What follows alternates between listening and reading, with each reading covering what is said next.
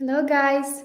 Hi, everyone. I'm happy to greet you at the third day and the final day of our OffGrid Design Charity Conference. So it's indeed a historical day for all Ukrainians and I guess the whole world today. I don't know how about you, but I'm watching these videos from liberated towns and villages in Kherson the whole day, and I'm crying the whole day. So yeah, I feel very proud and happy for us, for all of us.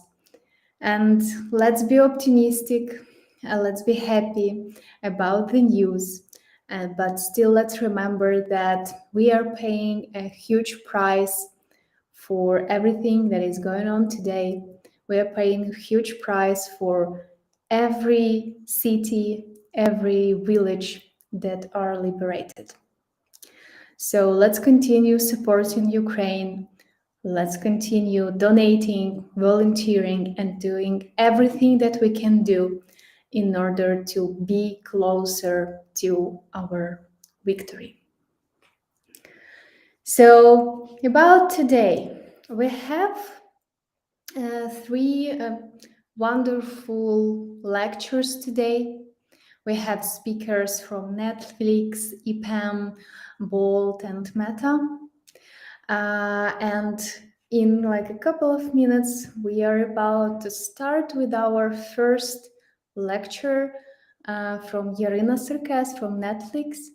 And before we start, I just want you to remind all the great stuff that we are doing today, doing on this conference, and the reason why are we doing this conference at all. So we already crowdfunded 200 K of hryvnias, and all this money would be donated to Come Back Alive. We already met 2 of our goals. The first goal was to meet 150K. Yesterday we met the second goal, 200K, and today we do not set any goal today, but we still have lots of presents. We still have a gift, Grammarly Premium for the highest donate of the day, and the book for the second highest donate of the day. And since we are all very happy about the news today, so let's thank our Ukrainian armed forces for the great news today and continue donating, because all these funds will go to Come Back Alive Foundation to buy a mobile surveillance system and some more good things. Yesterday, we talked to Come Back Alive guys, and they are very happy for us that we met our goal. They are very glad that we are helping them. And yeah, of course, the rest of the money would also be donated to their foundation. And we're thinking where would they go, but one of the options is that they would purchase a communication system for our armed forces. As I already mentioned, the highest donate of the day gets one Grammarly Premium license. So it's the final day of the conference, so we only have one Grammarly Premium license left. Please use the QR code, scan to donate to our Monojar. Also, you can find the link for a donation in the description to this stream in YouTube. The second highest donation of the day gets a book by Zagmeister and Walsh, a book from our great partners Arthus. The winner of quiz of the day gets one framer license. So guys, today, please wait by the end of our conference, as today our quiz would be dedicated to famous people of Ukraine. We would only have 10 questions. It's the final day, so I've decided to make it a little bit easier. Yeah, but still, please join the quiz and win framer license. And for everybody who joined our conference today and yesterday and the day before, we have a great gift. We have a promo code for 10% of discount for all Arthus books during November. So guys, please make a screenshot, make a photo of the screen, or just write it down in your notes, or maybe you are already on the website or on Arthus website and you already know what book you want to purchase. Please use this promo code. This promo code is valid by the end of November. Read Ukrainian books and support Ukrainian business. So, guys, make yourself a cup of coffee or maybe something else, as it's a happy Friday and it's a really happy Friday for us today. And we will be back in a couple of minutes with our first speaker. I wish you a great day of the conference today. See you in a second.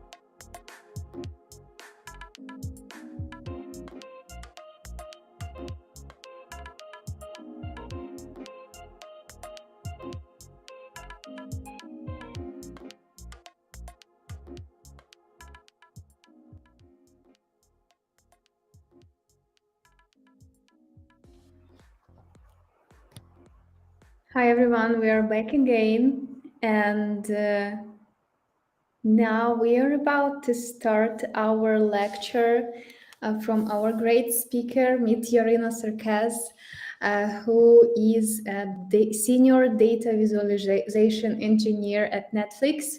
Yay! Please drop your smiles for Yarina today in this happy Friday. How are you, Yarina? Hi, everyone. Hey, I'm super tired and sleepy since I've been following the news since last night, the whole night. But this is a good reason to be, sleepy. So happy Friday indeed, everyone. Yeah, I agree. Totally agree with you. Okay, so Irina would give us a great lecture on misleading design and propaganda. A very, very interesting topic, I must say. So, without further ado, I'm giving the stage to you, Irina. Guys, please uh, drop your questions to Irina in the chat, and we will read them. And Irina will answer them after the lecture. Thank you. Yeah, thanks again. So my name is Irina Serkes, and I am super excited to be part of this event. So kudos to the OffGrid team for organizing it and raising money to support Ukrainian defenders. These days, I design and develop interactive data visualizations and data-driven tools at Netflix. But before joining Netflix, I've spent more than 7 years creating data viz in journalism. And for almost 5 years, I worked at the major US newspapers, some of which you've probably heard of, such as the New York Times and the Wall Street Journal. So with this media background in mind, today I want to talk about a topic very dear to me, about the use, or should we say misuse, of design in storytelling. Sometimes unintentionally, but most often purposefully, to spread biased narratives and misinformation. And as Eric Edegaard rightfully put, design is everything surrounding us, and sometimes it's a lot of things in between. So let's dive in. Let's start with maps. Maps are, in fact, very tricky. In their essence, maps are never perfectly accurate because they are 2D representation of the 3D reality. And the level of intensity of abstraction, distortion, and simplification varies a lot. And in many cases, it makes a huge difference. Many of us will always remember the morning of February 24th, 2022. For me, the day started around 5 a.m. in the morning. I woke up to feed my then 3-month-old son. This very moment, Russia started bombing Ukrainian cities across the country. Seeing this unfold in real time was beyond heartbreaking. Shock, panic, confusion, and despair were everywhere. A few hours in, the first maps was explosions, sort of like a tiny explosion icons all over Ukraine started to appear online. And sometime later, a new maps with huge swamps of land colored red as Russian troops were advancing started to dominate my social media news streams. For me as a Ukrainian, it was sickening and terrifying to look at them. Seeing so much of my country being occupied in these first days and weeks, giving the fog of war, the absence of information, only amplified this overall sense of panic, confusion, and shock. However, there was a big difference between actual reality and perceived reality. In these early days, Russia wasn't controlling entire territories across the perimeter of the front line. True, they managed to quickly take over certain transportation arteries, but still their positions were far more vulnerable. And we witnessed it in the next couple of weeks as the battle around Kiev unfolded. This striking discrepancy between what was actually happening on the ground and what certain map designs were implying was widely discussed among database community at the time. Here you can see how the New York Times map design evolved over just 3 weeks, from darker red patches of land to lighter pinkish territories with more prominent arrows, to barely seen shaded areas, and emphasized arrows communicating Russian attacks and Ukrainian defensive operations. Note that in the last map from March 21st, the New York Times map designers didn't color entire territories, but rather marked individual cities and transportation hubs that were confirmed to be controlled by the Russian army. In 2016, Donald Trump won presidential elections. 3 years later, facing his first impeachment, Trump tweeted a map that became viral among his supporters. It was a color-pleth map with 2016 elections. Overwhelmingly red, with a few bold pockets, it was technically correct. Except one very important piece of context was missing. Trump's tweet implied he had almost total support of the American population. But in fact, Trump lost the popular vote. In 2016, the majority of votes went to Hillary Clinton. Trump, in turn, won in many rural areas with low population density, but with enough electoral college votes that brought him victory. What the Coropleth map that Trump initially shared showed is in fact a map of rural versus urban population, but it has nothing to do with the number of people that supported a certain candidate. Here, a transformation from a coropleth into a bubble map, where each bubble is scaled by population, tells the true story of how many Americans voted red and blue. This distortion of perception that exaggerates one thing and underestimates another is a common problem in cartography. And its most extreme manifestation is probably the question of the use projections. Since again, we are dealing with the approximation of the 3D space onto the 2D surface, all maps projections would include some sort of aberration. Some projections preserve area but distort distance, other preserve distance but distort area. One way or another, map designer has to make a decision what is crucial to get right in their case. Most web services like Google Maps or Mapbox by default use Mercator projection, which is a terrible pick if you ask me, especially when you want to create a color-coded coropleth showing a distribution of a certain values. With Mercator projection, areas close to poles, such as Greenland or Russia, for instance, would visually dominate your visualization, downplaying the size of countries closer to the equator and not necessarily reflecting the prevalence of whatever you're trying to visualize. And sometimes it's not about what we are showing, but more about what we are choosing not to show. After Kremlin proclaimed occupied territories to be part of Russia, and quite dynamic developments on the front line over the last couple of months, to say the least, Yandex Maps decided to remove any state borders whatsoever. Instead of displaying internationally recognized borders, the company decided to remove any grounds for international disputes. Of course, they don't have to deal with all of the user complaints now. But on the other hand, this move just embodies certain Kremlin talking points. Murky lines between what is truth and what is skewed subjective interpretation is the most fertile ground for disinformation and propaganda. Where does Russia end? Russian school kid could ask. Russian borders don't end anywhere, those in Kremlin would answer.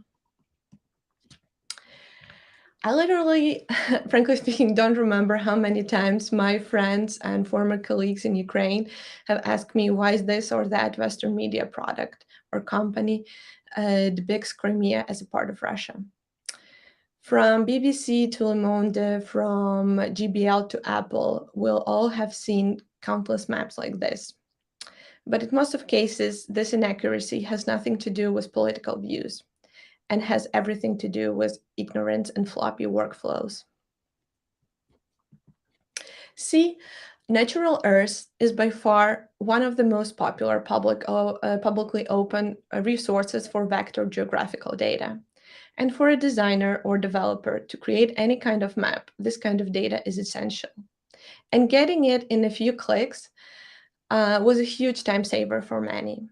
The only problem is that the maintainers of this platform decided to stick to de facto borders, meaning who actually controls the territory approach, rather than internationally recognized borders. Before Russian full-fledged invasion in February, Natural Earth didn't even signal this on a page with all the download links. This obviously caused a massive wave of complaints, me included, and as for now, they at least notify their users upfront and provide alternative maps for a bunch of countries, including Ukraine. But eventually, it's up to designer to be diligent and cautious of what version and data source to use. And now let's talk about dishonest charts and how they can mislead the public. Classic example is an abuse of the baseline.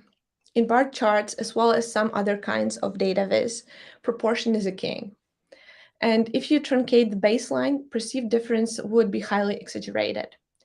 Here is a good example of Trump's campaign ad analyzed by the Washington Post. The image on the left shows what the actual value of the blue chart would be if we were to use the implied baseline. And note, it's almost 10 percentage points lower. Quite a significant difference in terms of polls data, right?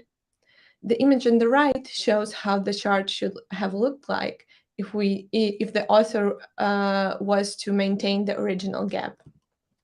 And obviously, this was not the only case when Trump campaign designers were using misleading baselines.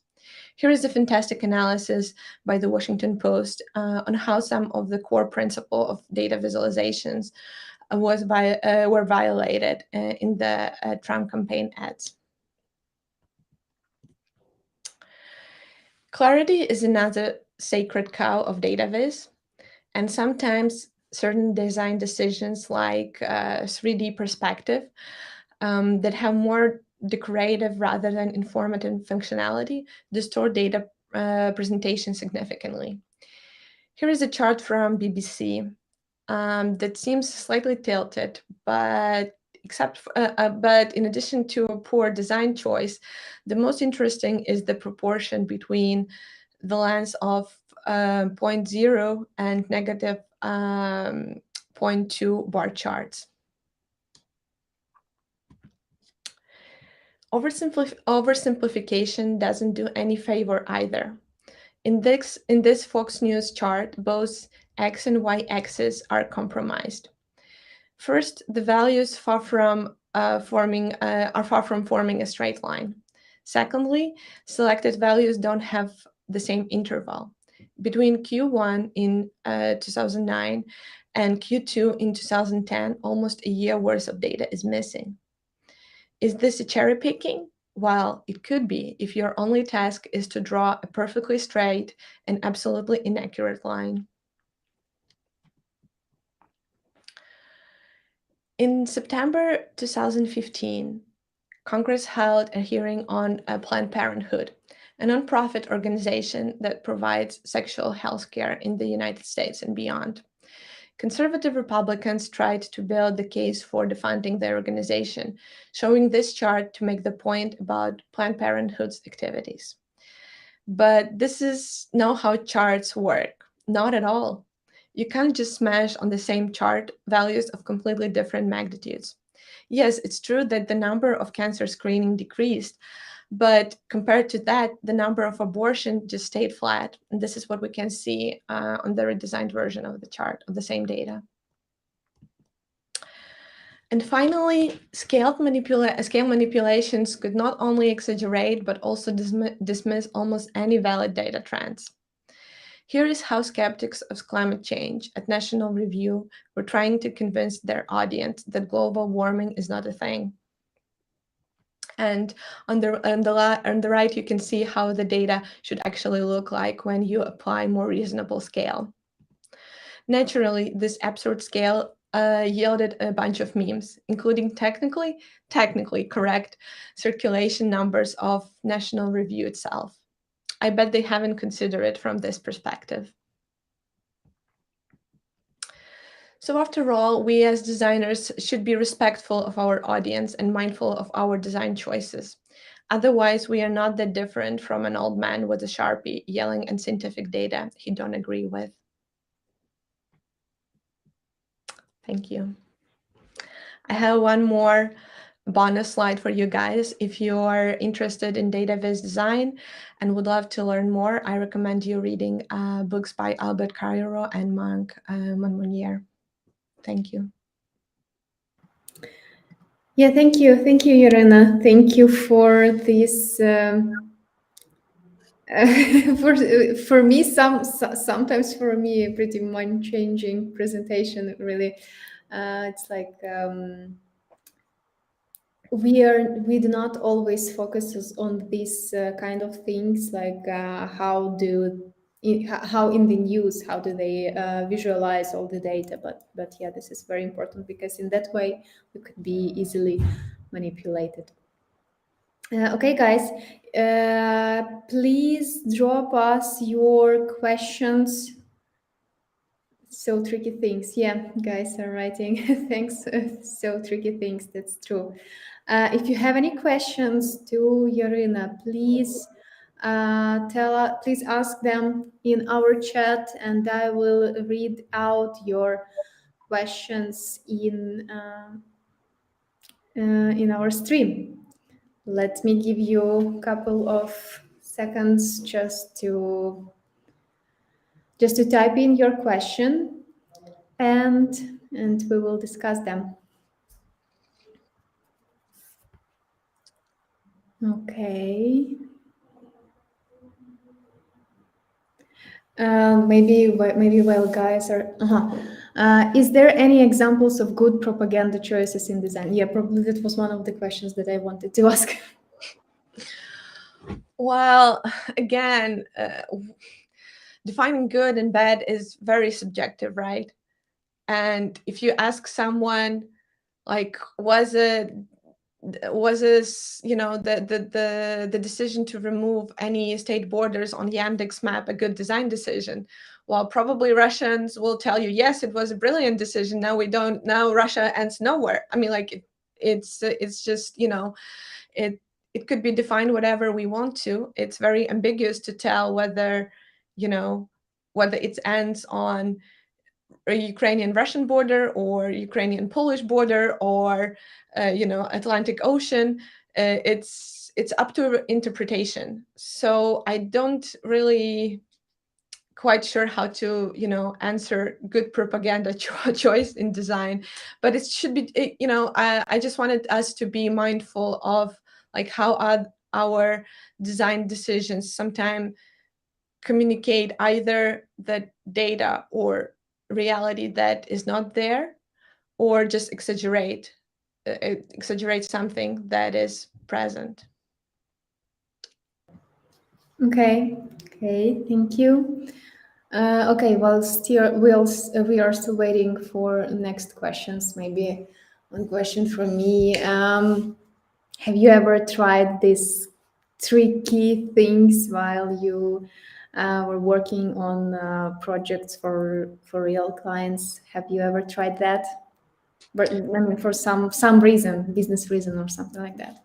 Well, I remember at the beginning of my career, I've been producing a bunch of I was designing some corporate reports with some corporate data, and for some NGOs and nonprofit organizations in Ukraine. And obviously, I would often, face some requests from clients of like, can you make this bar chart a little bit more prominent? Can we emphasize this difference? I mean, like, obviously I can emphasize it with color, but I can't emphasize, and I can't distort the proportion. I can't distort the scale. Otherwise, it makes no sense. You are just, who are you trying to trick? Obviously, the first impression might be quite misleading, but after all, once people read the actual numbers, that you print on top of the chart, they would be aware of, dishonesty and manipulation that you're trying to convey. So Yeah, I agree. I mean, I guess that the majority of these cases, when you have to manipulate, they are directed to those people who don't really read. They see that this difference on the chart, and this is a great difference.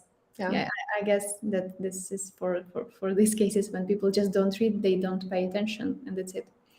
Okay, we have other question. How to become a good infographic designer? Oh, that's a great question. I don't know. A lot of practice, a lot of work.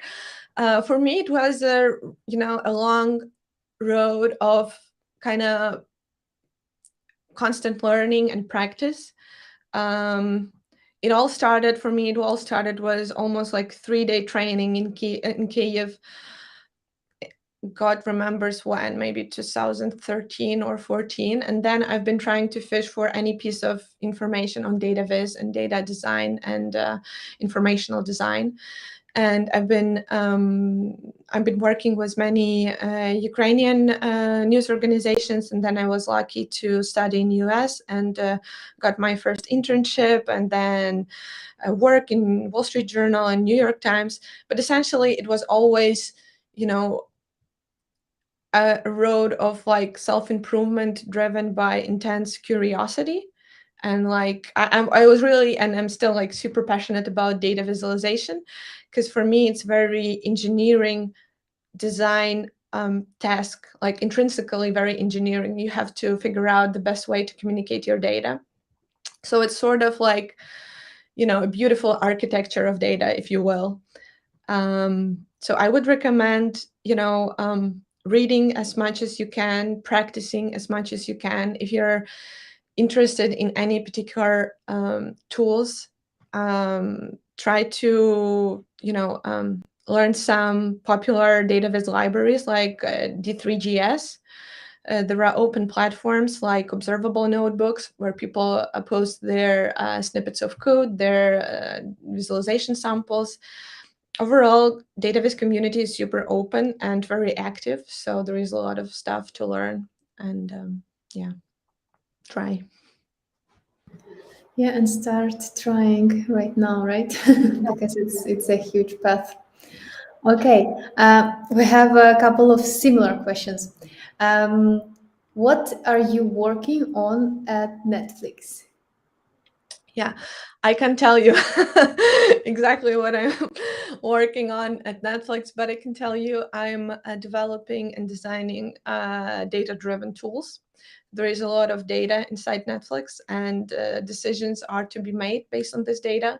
So I'm helping people to kind of make sense of all this data and make informed decisions. Okay, okay. Are you dedicated somehow to what I'm going to watch today in the evening? Well, I'm not on that part of a business. Okay. Uh, I am on studio team, which means I work with data about Netflix production. So everything that Netflix is producing and how we are producing, whether we're producing it, in the most optimal and best way possible. So this is more my jam. But Okay. I can ask my colleagues. Okay. Okay, thank you. Um, okay, also nice one. How to get a job in Netflix, tips and tricks. That's curious to read it from my colleague. Yeah. Oh, well, the job at Netflix, that's a pretty interesting part. So I've been working at the Wall Street Journal for 3 years, and then I've been working at the New York Times for over 2 years, and I got an offer from Netflix almost like, I don't know, 10, 11 months ago or something. But essentially, how I've learned even about Netflix's data viz opportunities, I have joined this community called Data Viz Community. I recommend it a lot to those who are interested in data viz, and they have a very active job board postings. So I didn't even know Netflix at first. I didn't know Netflix has like a team of data viz engineers. So again, being proactive in your community, being aware of all the possibilities around you is probably step one. And step two, I don't know, have a good portfolio. Probably be curious, work on interesting projects, not be afraid to experiment. Like during my tenure at Times, I was working on some very quite experimental projects. So like it was everything in between WebGL and 3D data viz representation to satellite image analysis and raster data analysis. So it was like a really wide range of tools that I was using. So yeah. Yeah, great. Thank you. I was really waiting for this question. What do you recommend to read or watch to boost data visualization skills? Yeah, so I would recommend reading Alberto Cairo's books. Actually, I have the whole stand behind me right there is all data viz literature. Probably not even my full collection. But luckily, there is a lot of really good data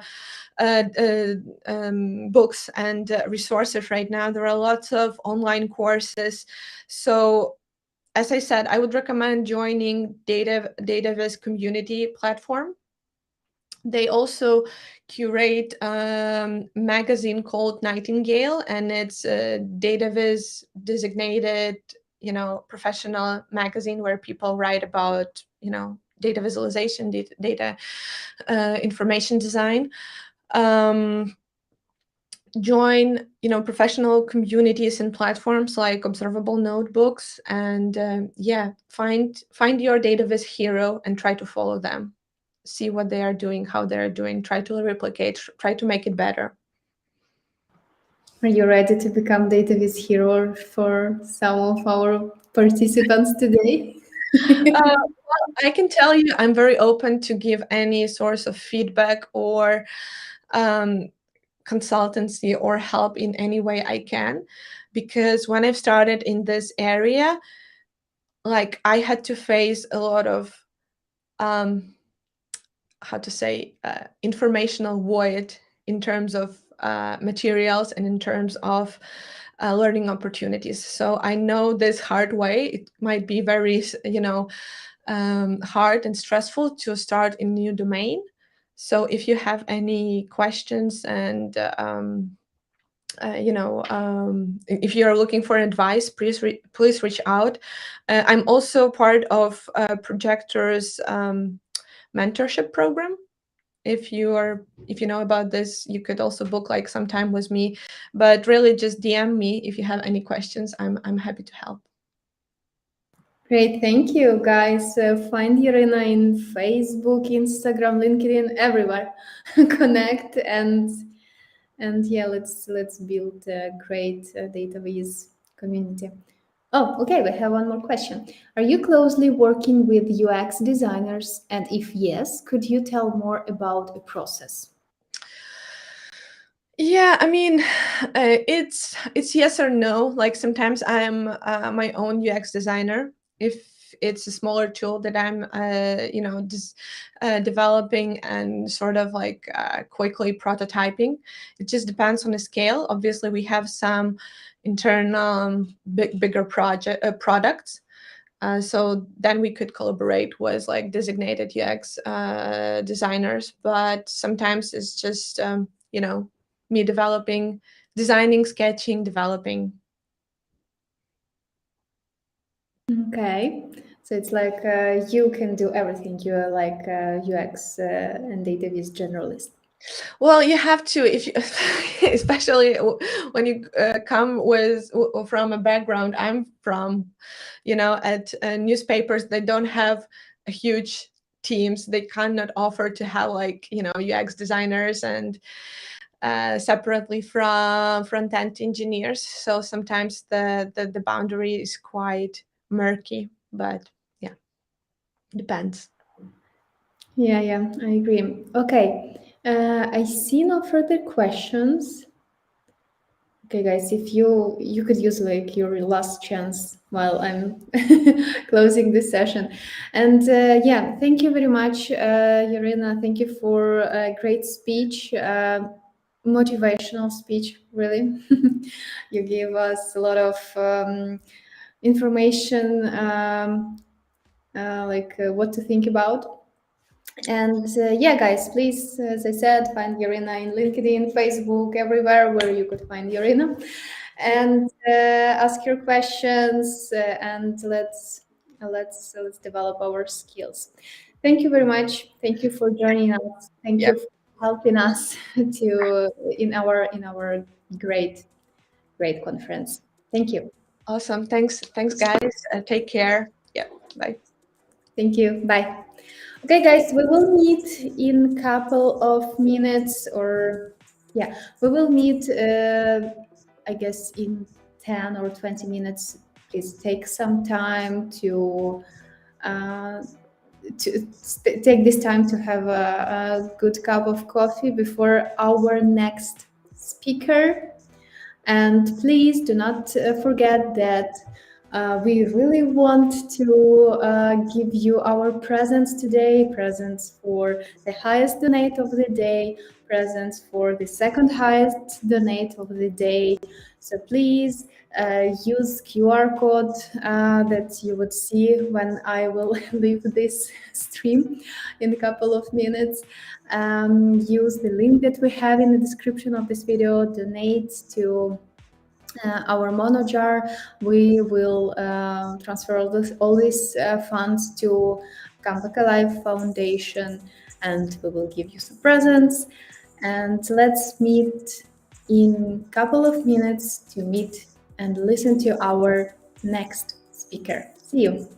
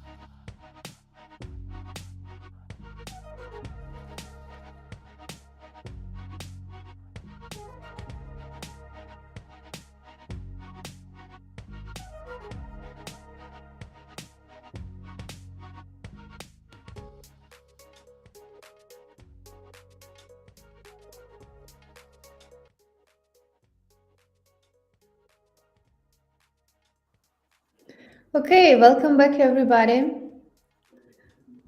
And welcome our next speaker. Welcome, Jonathan. How are you today? How is your happy Friday? I wish it was happier. I have a little bit of a cold, but excited to be here with everyone today. I'm looking forward to it. So thank you. Yeah, thank you. We are really excited that you are together with us today as well. Hope you will get better. So Jonathan Lupo is head of experience transformation at EPAM North America, and Jonathan will give us a lecture on next generation human experiences, creating purpose-driven immersive experiences. So, guys, if you have any questions, please drop them to the chat and do not forget that at the end of the lecture, Jonathan would answer all your questions. Jonathan, I'm giving the stage to you. Okay. So before I share my screen and all that, hopefully I'll get all the technology right. Hello, OffGrid. I hope you're all doing well. I wish I could be with you in person, which is ironic because we're talking about, virtual experiences and immersive experiences. And also, I have a cold, so I wouldn't want to get you sick. So, in any case, hope everyone is doing well. As mentioned, I'm head of experience transformation consulting at EPAM Continuum in North America. And what that is our human-centered design practice, the practice that really seeks to understand deeply our clients' customer and their needs, their behaviors, their unmet needs, their motivations. That's the practice that I oversee at EPAM. And it's really important to the topic today about next generation human experiences, which uh, I'll apologize now. It sounds a bit clickbaity, that title. Um, and that's on purpose, but actually we're going to talk about getting real with AR and VR. So let me share my screen if I can. See if I get that right. Um, Hopefully you're seeing my presentation. Yeah, that's right. That's great. Okay. Thanks a lot. Thanks for the feedback. So today, as I mentioned, we're going to talk about getting real with AR and VR and immersive experiences. There's a whole range of technologies we're going to talk about, not just AR and VR. But we're going to talk about these experiences being purpose driven, meaning, we at EPAM Continuum truly believe that we can create the next generation of work experiences and consumer experiences and life experiences, but they have to be driven by purpose. They have to be extricated from hype in order to be successful and adopted. That's what we believe. And there are exceptions in the market where products are developed without market or customer research and they become successful. However, it's a risk, right? It's a risk that can be calculated and should be calculated, especially now in this moment. We're in an economic downturn. We might be headed into a recession. So it's okay to be pragmatic and practical and to calculate risk. That isn't to say that these wonderful technologies won't solve very meaningful and worthy human and work problems in the future. We believe they will. It's just a matter of understanding where to apply the right technology to the right problem. Okay? So I hope this doesn't sound too much like a commercial. Please forgive me. I'm not trying to make this a sales pitch for EPAM. I've got a real point to make. So we've been doing this for a while. We've been consulting with clients and developing immersive products and experiences. I've been consulting with the AR VR practice at EPAM literally since 2015. And the practice is growing. And the reason why it's growing is because it's geared towards solving real problems for customers and real problems for businesses. And these complex problems these days, our clients have really complex ecosystems. And what that requires is a really diverse, multidimensional team of experts, blending customer experience, blending, business subject matter expertise in a specific industry, technology, of course, engineering and data science and immersive technologies, all represented looking at problems in all different facets, all different dimensions. But the important thing is before we go ahead and design and mock these things up, we seek to investigate and understand the problems we're solving first, and also how these technologies, which are extremely unique, they're magical, let's face it, how they do things better than other technologies, right? And how we can combine technologies to create even more robust and viable solutions. So, number one, and this is an important theme for this talk, is avoid hype. Okay, which is obviously we're all watching the news and understanding about some technologies which are getting a lot of media attention, right? And when you hear about a technology fueled vision that isn't necessarily grounded in a solution to either a worthy problem or really fits well in a consumer customer kind of lifestyle, you can be skeptical. Like I said earlier, be careful. Our clients are. We're in an economic downturn, as I mentioned, as everyone knows, right? So it's pragmatic to be focused on business stability, right? And calculated bets. And, some people call it responsible innovation. You can ask yourself, you can ask your team, is there a worthy human need for an unproven set of technologies? Is it worth the cost, the investment, obviously? But also people's livelihoods are at stake too, right? There's, a lot of people losing their livelihoods on these big bets.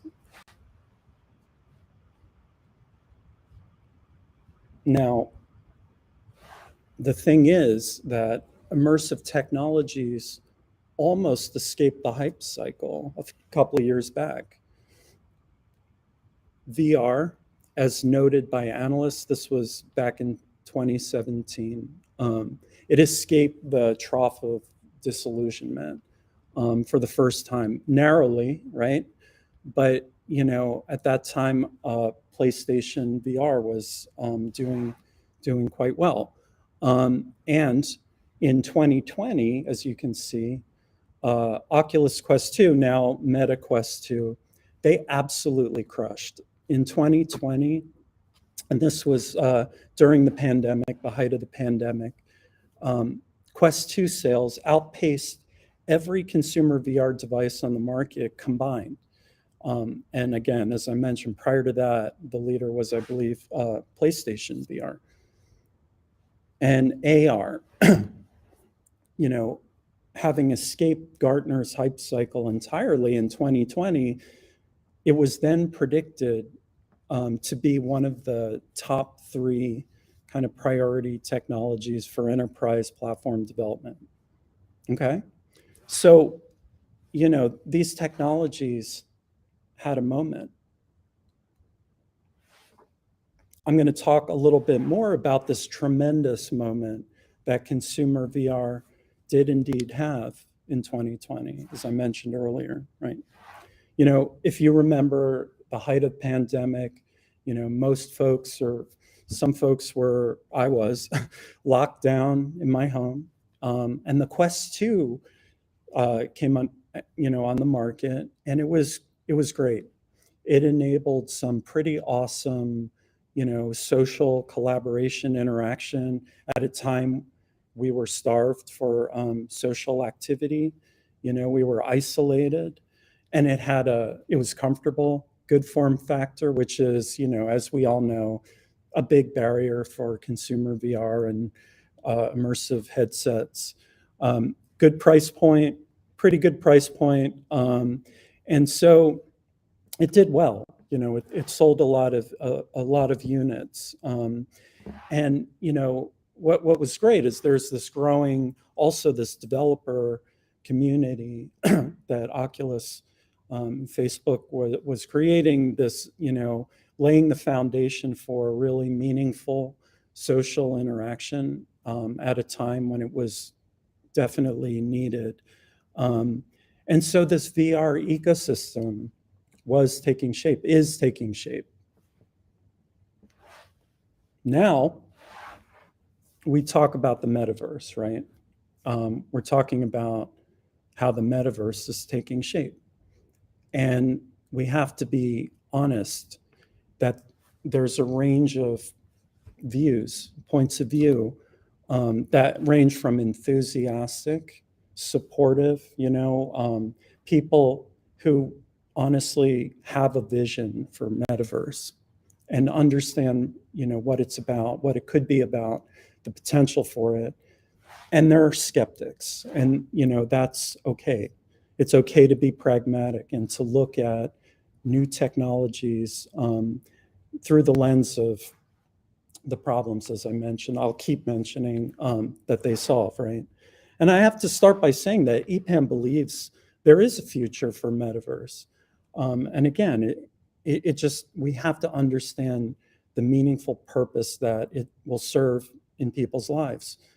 We have to ask ourselves, how much time do we want to spend in a simulation versus this new normal, which I'm thankfully living in, which is, back in the, real world with people.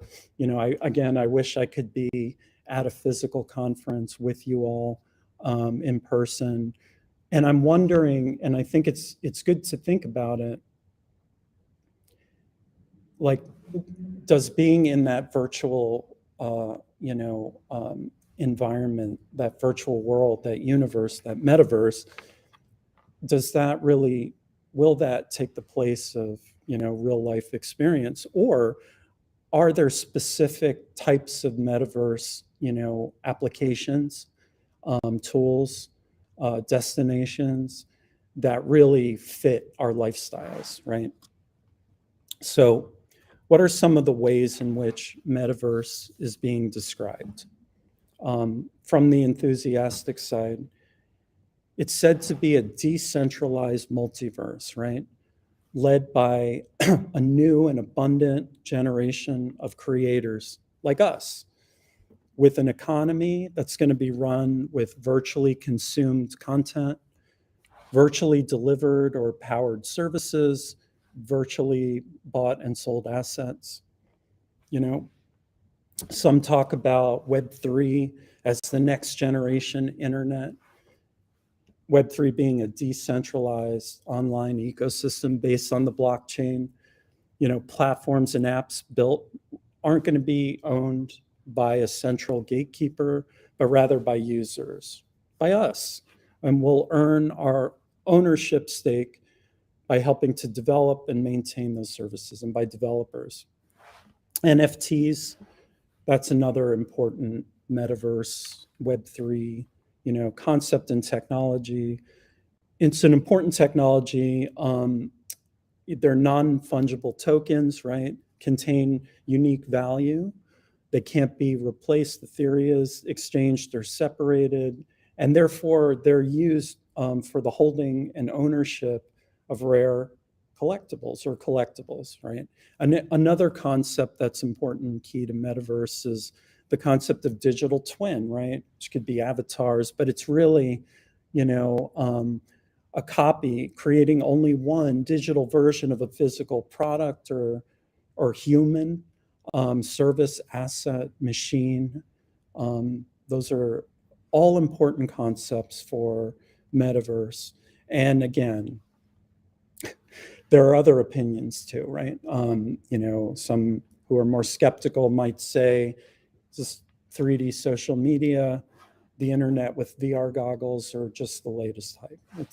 It's up to us to really develop those worthy use cases for these types of technologies. But let's drill down into that a little bit and get inspired about what these technologies can really, really do, okay?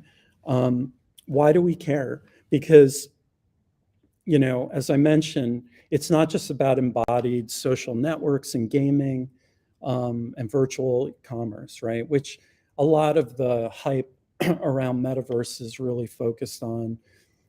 What should inspire us to invest in immersive experiences in this moment where, again, we're in an economic downturn, when companies are questioning their innovation initiatives and really focusing back on their core value prop, their core business proposition? Well, one area that we believe VR can play a really important part, immersive technologies can play a really important role, is in helping with our mental and physical health, right? So virtual reality is being researched currently to be used as a therapy, right?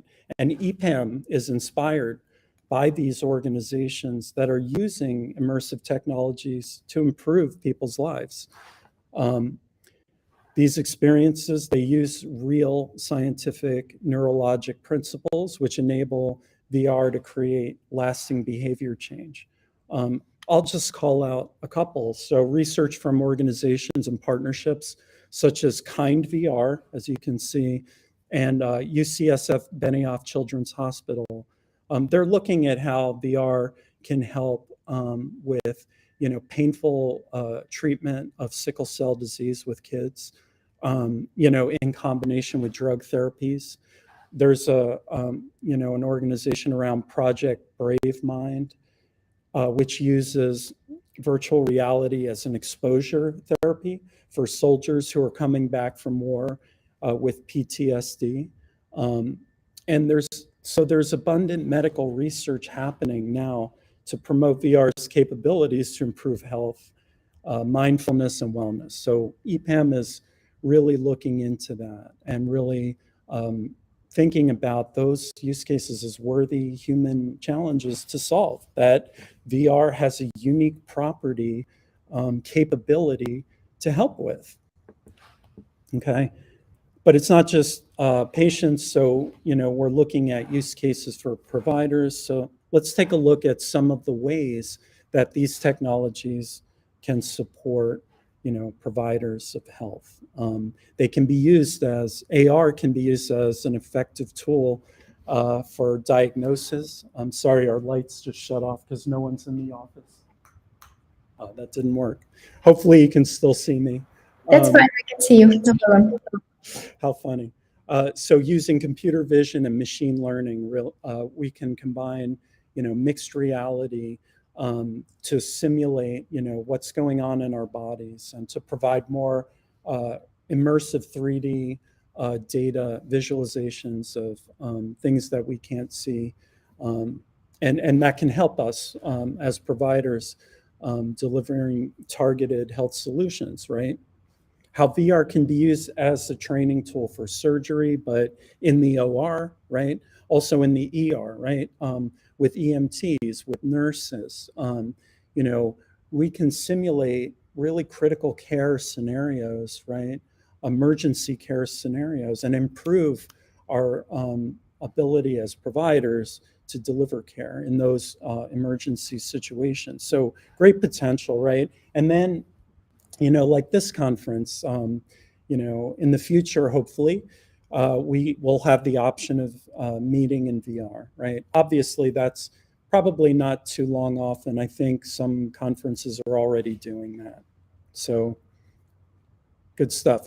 So for patients, obviously, we talked about the therapy, the patient treatment benefit, but also we can improve collaboration. Think about, care communities, support groups, where patients can connect in more meaningful ways, and can, some who may have disabilities, impairments with their mobility, this might help them to be teleport into a location that they could never be, or be amongst people that they could never be with, in the real world. So these are worthy causes, we think, and I hope you agree.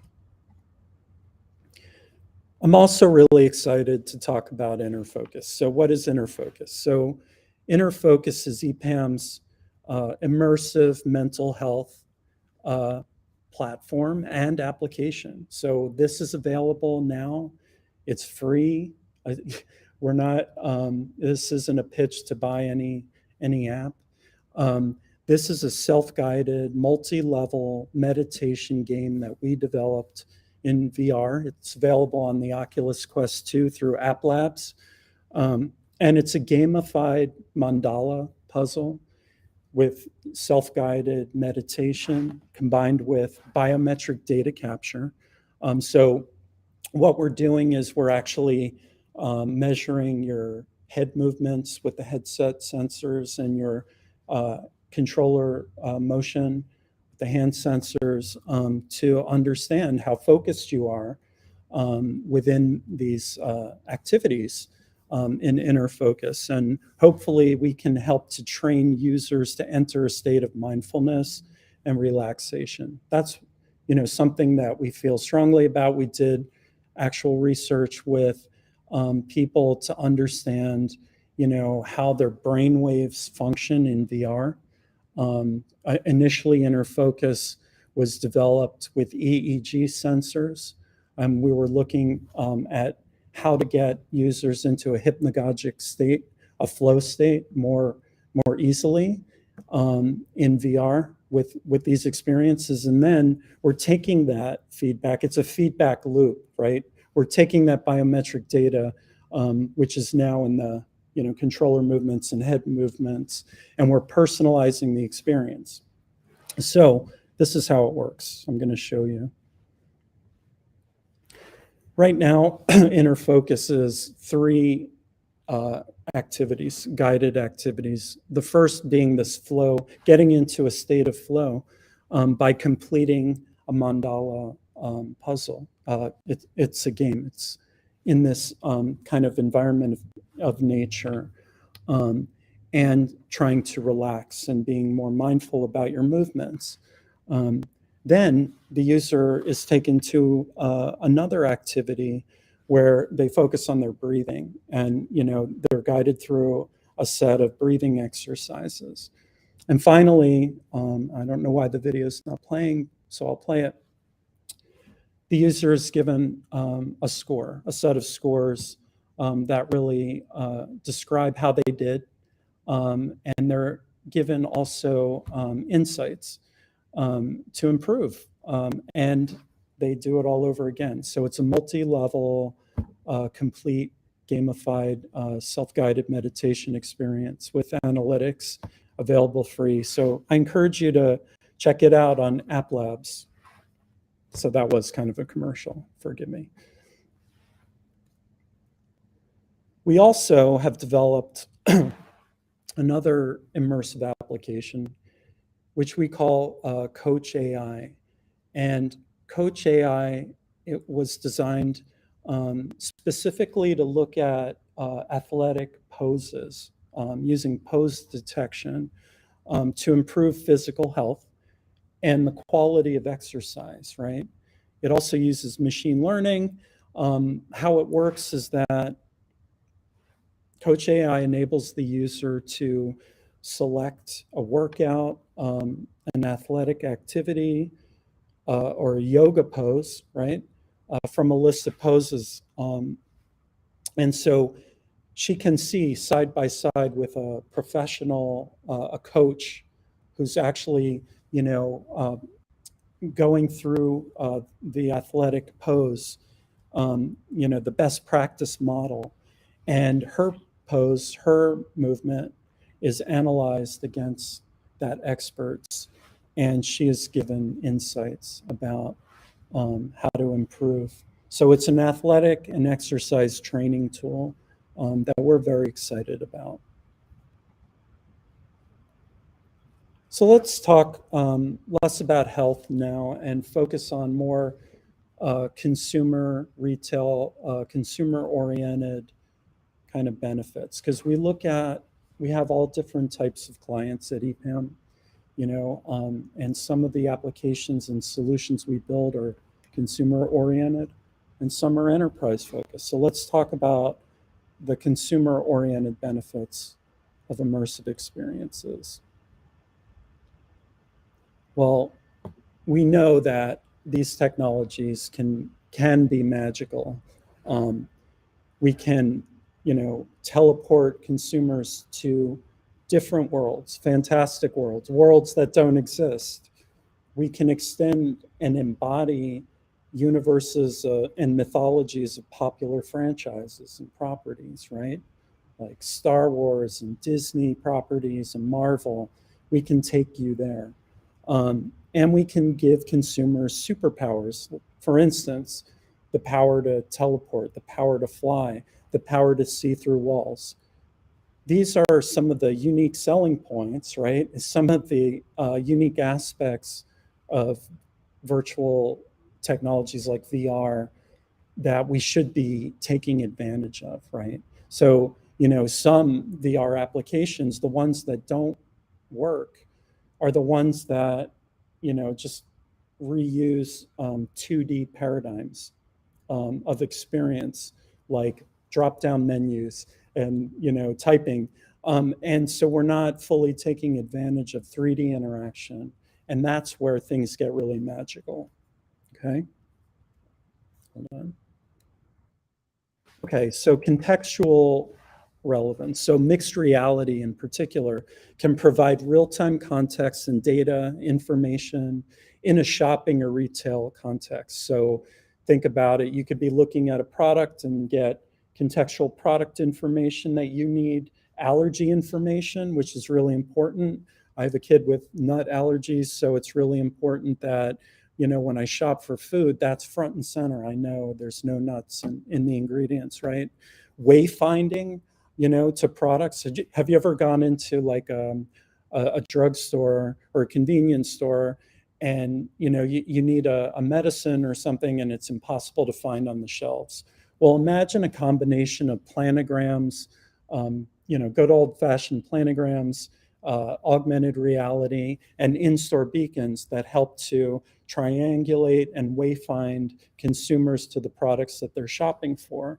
These are benefits and use cases for augmented reality. So I already talked about wayfinding.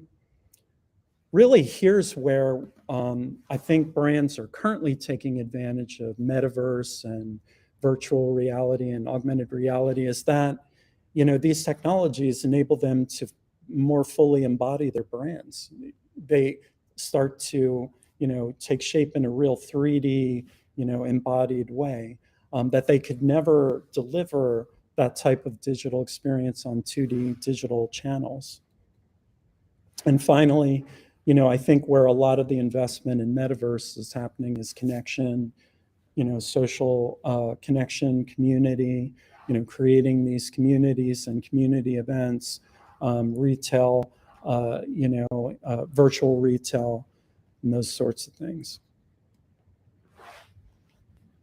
So this is an example of a consumer application that we developed. I'm going to start to now share some of our work. Hopefully, some of these will inspire you based on the problems that we're solving. We engaged with a large consumer electronics company to help them secure executive funding for further VR research and development. So together we conducted research. We did our research, ethnographic research, with actual consumers to understand kind of their aspirations and their perception of what VR could do, what it would be like in the future, VR scenarios and things that they would like to do in VR in the future. And that led us to envision a set of, VR experiences for this consumer electronics company to help them take advantage of next generation hardware and technology. So, we imagine these are two examples. We created a VR meeting space without controllers. So this was a few years back. And one of the initial choices we made was to ditch the controller to really enable unbound immersion. And so here we're having a meeting in VR. There's whiteboards. There's the ability to project video onto video screens. There's the ability to bring files into the meeting. We also envisioned a VR football match or soccer match, 360, where you could attend that match with your friend. You'll see your avatar. There are things to do. There are multiple camera angles. You're able to share pictures on Instagram, and you're able to make purchases. For instance, the soccer shoe that a player may be wearing, all using the connected services of that ecosystem. So that was a very successful engagement that we really took the time to investigate the value proposition that we were developing these applications for this company.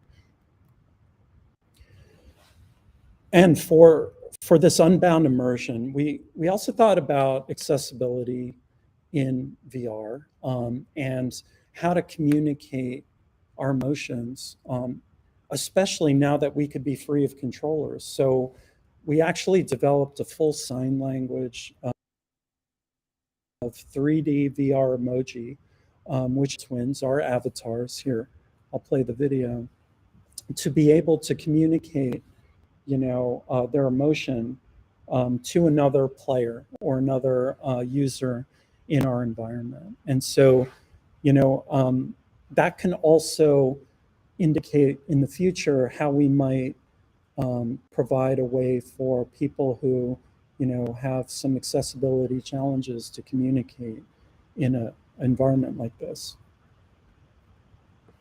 All right, let's talk about work. It would be one-sided to focus solely on consumer experiences when imagining kind of the future potential for immersive experience. Let's talk about the problems that we can solve for the enterprise and for the worker of the future, okay? So, we like to we like to take a customer-centric approach, obviously, to software development, to product development. And so we ask ourselves, how are we putting the worker at the center of the experience? What problems are we solving for her? How are we looking for ways to improve her performance on the job and improve her job satisfaction, right? So we really think about these opportunity statements when we look at the problems we're solving for consumers and for enterprise. So let's take a look at it more holistically, right? Because work, that's a broad range of activities, of tasks, of jobs, right? So we look at the 360 kind of worker job life cycle, starting with training. And when we think about more effective training, we think that it's about providing more relevant, effective on-the-job guidance and contextual micro-learning moments, right? In context. That's where technologies like virtual reality are really beneficial. Is you can teleport the worker to a dangerous job site, and we'll show you an example of that. And you can provide the worker with instructions, guided instructions, we call that micro-learning in context, about how to operate, dangerous equipment, safety precautions to take, those types of things, and actually train them on the job without putting them at risk. That's a worthy human challenge. Let's talk about product design, right? How we can envision new products, new environments, right? New spaces, without even investing in real fabrication or building materials, because we can stand up whole cities in VR and walk through them in full scale without having to ever build anything first. So that's a really powerful prototyping tool. Okay, collaboration. We talked a lot about this when I was talking about the pandemic and how Oculus fit that need really well, but these technologies can really connect people anywhere in the world. So that can be helpful, especially if you think about support. Think about a worker who's on a job site, maybe is not as trained or not as senior and has to perform a maintenance routine. That person using immersive technologies can instantly connect with someone at a home office who might be more senior level technician to help guide that more junior technician through the operation, right? And that goes to repair and maintenance. We're going to talk about how to bring AI and conversational interfaces into the mix to enable smart, intelligent assistance, at the job site. Also, predictive, guidance, which is helpful in logistics. We talked already about how these technologies are being applied, how EPAM's applying them to improve wellness and focus and relaxation and commerce as well. So I rattled that off quickly, but I want to get to some cool stuff, right? So let's take a look. So we also ask ourselves, how does specific technologies provide benefit? So with computer vision, for instance, we think the benefit is reducing cognitive load for workers when performing tasks. So, instead of having to look up, troubleshooting information on a specific piece of hardware, for instance, being able to have a camera or a sensor that can identify the piece of hardware or the machine that's being worked on and instantly bring data and information and support maintenance information right to the scene, reducing that worker's cognitive load, sometimes saving their life. Who knows? Extended reality, how can we make information access less time consuming, right? By bringing it to the environment. So conversational interfaces, I think, are going to be really important for immersive work applications, because by talking to an intelligent agent in a more natural way without having to, let's say, use a series of drop-down menus or typing, it enables the worker's hands to be free to do their manual work operations. So we think conversational UI is really critical to immersive experience. Biometric data input, like inner focus that I introduced earlier, the ability to understand a worker's emotional state, measuring things like galvanic skin response, variable heart rate, pupil dilation, right? There's a number of different ways we can measure with biometric sensors what a user is feeling or how they're behaving in a job site could save their lives, right? We can use that information to help them. So again, EPAM has done a lot of applications across a variety of these types of use cases. I'm not going to go through all of these for the sake of time, but I will highlight a couple because I think it's cool to look at and experience. So in order to provide a realistic training simulation for a new employee working on an oil rig, right?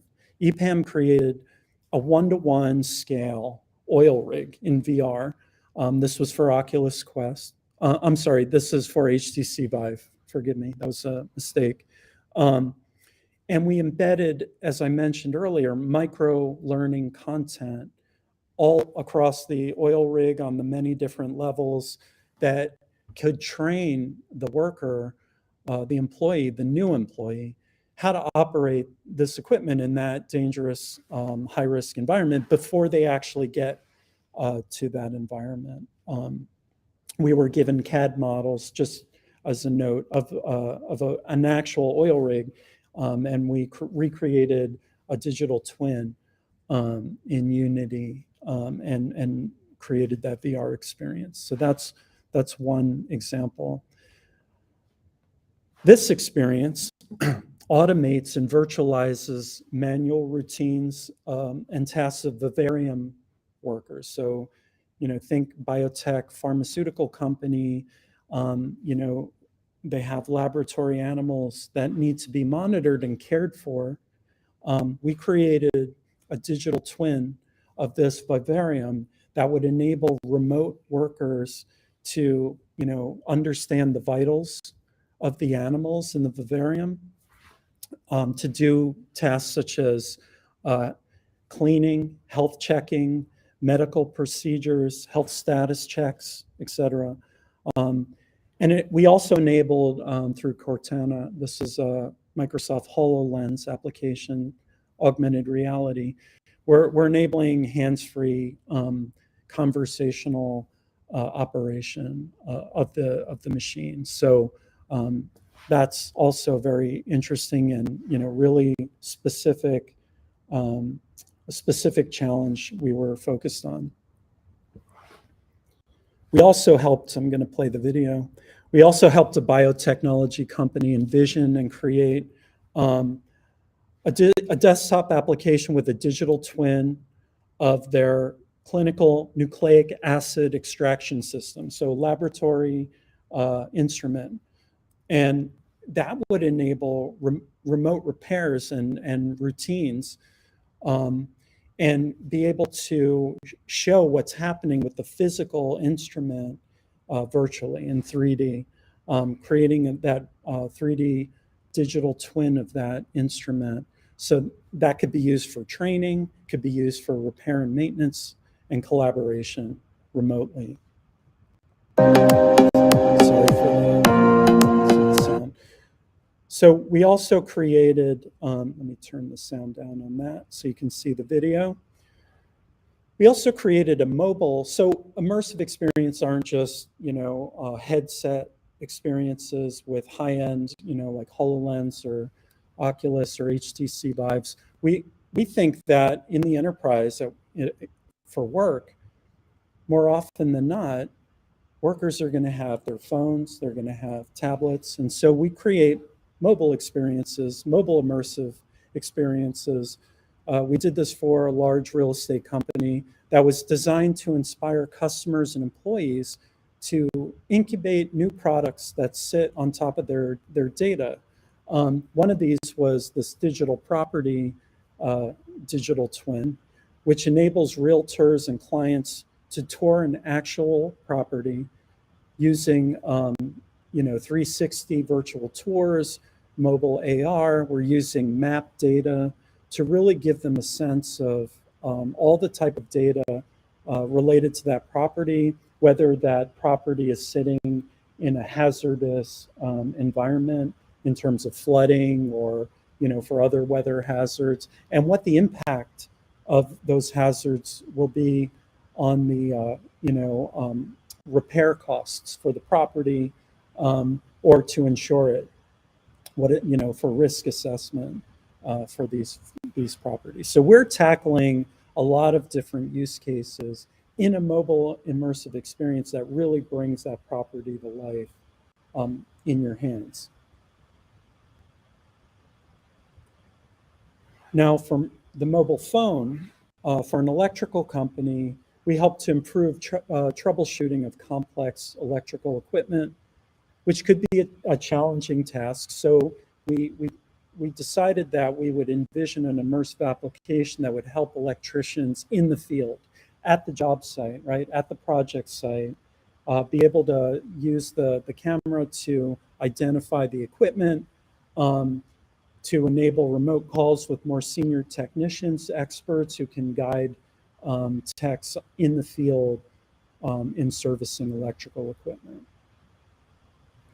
And finally, for the cable technician who's diagnosing consumer cable issues in their homes, we developed an application that, this is for HoloLens, would enable the cable technician to be present with the consumer in their home, not looking at their phone, but looking at them with the aid of a HoloLens, being able to detect instantly what the set-top box the consumer has in their homes, and then being guided through a troubleshooting checklist of steps to take to make the repairs that they need, with data coming from the connectivity data in the home, the Wi-Fi signal, but also data from the street side cabin.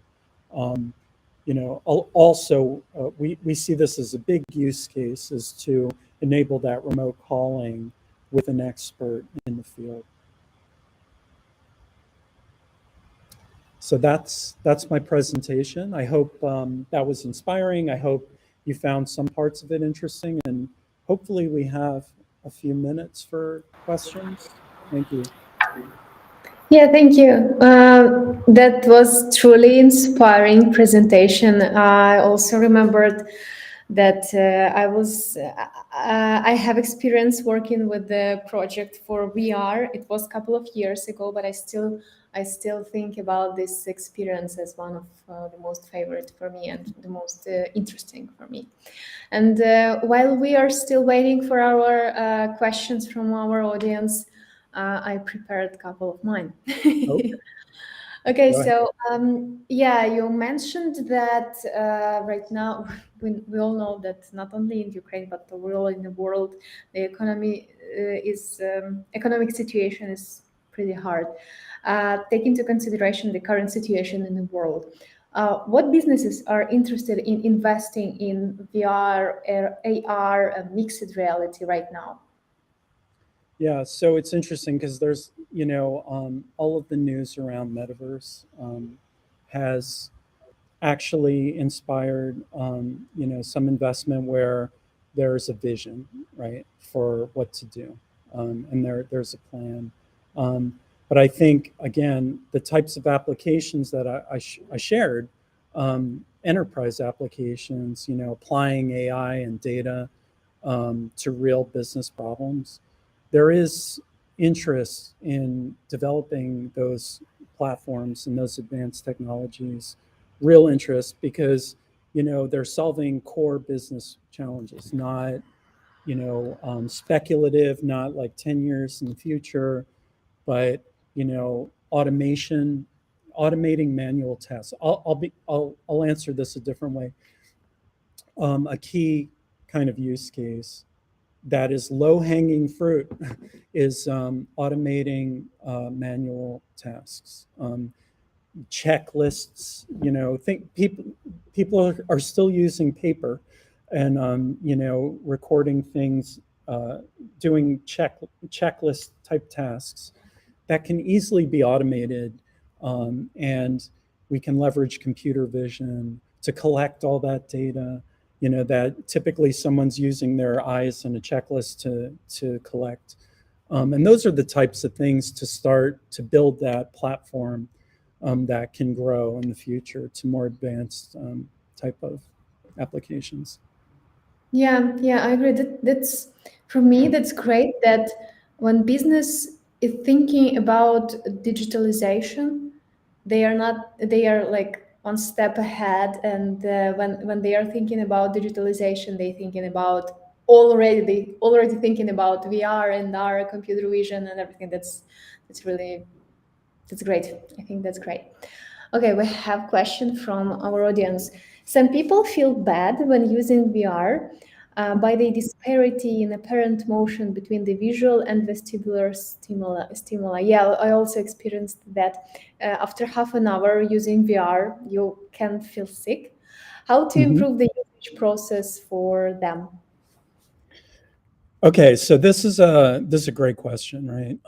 Like feeling sick in VR. I'm just going to broaden the question to like how do we improve those experiences to make people not get sick, motion sickness, or also to help them feel safer, because it's also that in a totally opaque VR experience where you can't see your environment, you know I'm afraid of bumping into walls or if I'm playing like a game where I'm like fighting zombies or whatever, I get very active and I don't want to like hit something or hit a person or in my environment. But let's tackle motion sickness first. So the reason why you get sick in VR sometimes is because you're not in control of your own movements, number one. So it's the phenomenon of like, if you're ever in a bus or you're a passenger in a car and you're on like the passenger side, you're not driving the car. Sometimes you get sick because you don't feel like you're in control of your motion. So what we try to do is provide in our VR experience, the ability for the user to really control their locomotion, their motion, and also provide visual guidance in their environment that keeps them safe, right? If we have sensors that are looking out into the real world, which we do, as well as the camera inside our VR experience, we can start to create boundaries and give more visual guidance for people not to bump into things and keep them feeling more confident, safe, and in control. That's the key. Yeah, thank you. Yeah, we also use this approach when we have to give the user the control of their movement, but because if not, they really feel sick. Okay, guys, please type your message to the chat, and in the meantime, I prepared mine. Personally, you feel enthusiastic or skeptical about the metaverse? All right. You're going to call me out on that? That's a great question. I'm always hopeful, right? And I mean, we've had to envision really meaningful applications of metaverse, right? Do I want to spend most of my life in a simulation? No. I'd rather, as I said before, be with you all in person. And I think my feelings about this changed during the pandemic. At the height of the pandemic, in social isolation, when Oculus came on the scene, I was so excited because personally, I wanted to connect with my friends and, I wanted to have more meaningful interaction. We were all locked in our homes, right? So that was great. But now that I'm out in the real world, I do crave real physical interaction with people. And I think a lot of people do, which makes us, I'm not going to say skeptical, but pragmatic about metaverse. And when is it appropriate to create a virtual experience or destination to go to? Like, what need in my lifestyle will that really suit? And I think there are cases for it, but we have to really be pragmatic about it and not get caught up in the hype. Yeah, I agree. But I also thought that during the pandemic, those people who were in the metaverse, who had the VR, who had Oculus, they had this chance to collaborate with each other because it was really hard when we were all under the lockdown. That's true. Okay, awesome talk. Thank you. One more question. Are there any domains or tasks where VR, AR cannot substitute live human experience? Like, for example, food tasting experiences. That's a great question. I haven't really thought about it. Off the top of my head, of course, where humans are best suited to, add context to decisioning, right? We talk about artificial intelligence, but it's really collaboration between human and machine. There's no fully automated future in my thinking. There'll always be a need for humans to intervene and humans to provide business context to, problem solving with the aid of artificial intelligence. It's a tool like everything else. So, That's a good question. You stumped me. I don't think I have an answer for that right now, but food tasting, sure. I mean, I've seen, immersive menus and restaurants where I can visualize the menu, and the food is embodied, but obviously, I don't know how you would how you would replicate that. So I don't have a good answer for you. Sorry about that. Yeah, that's like this is something for us to think about, I guess, Yeah. because that's true. Food tasting, tasting of anything, including like perfumes, it's hard to substitute with the VR. Okay, so I guess the last question. Let's try to think about future. Mhm. Let's try to predict future.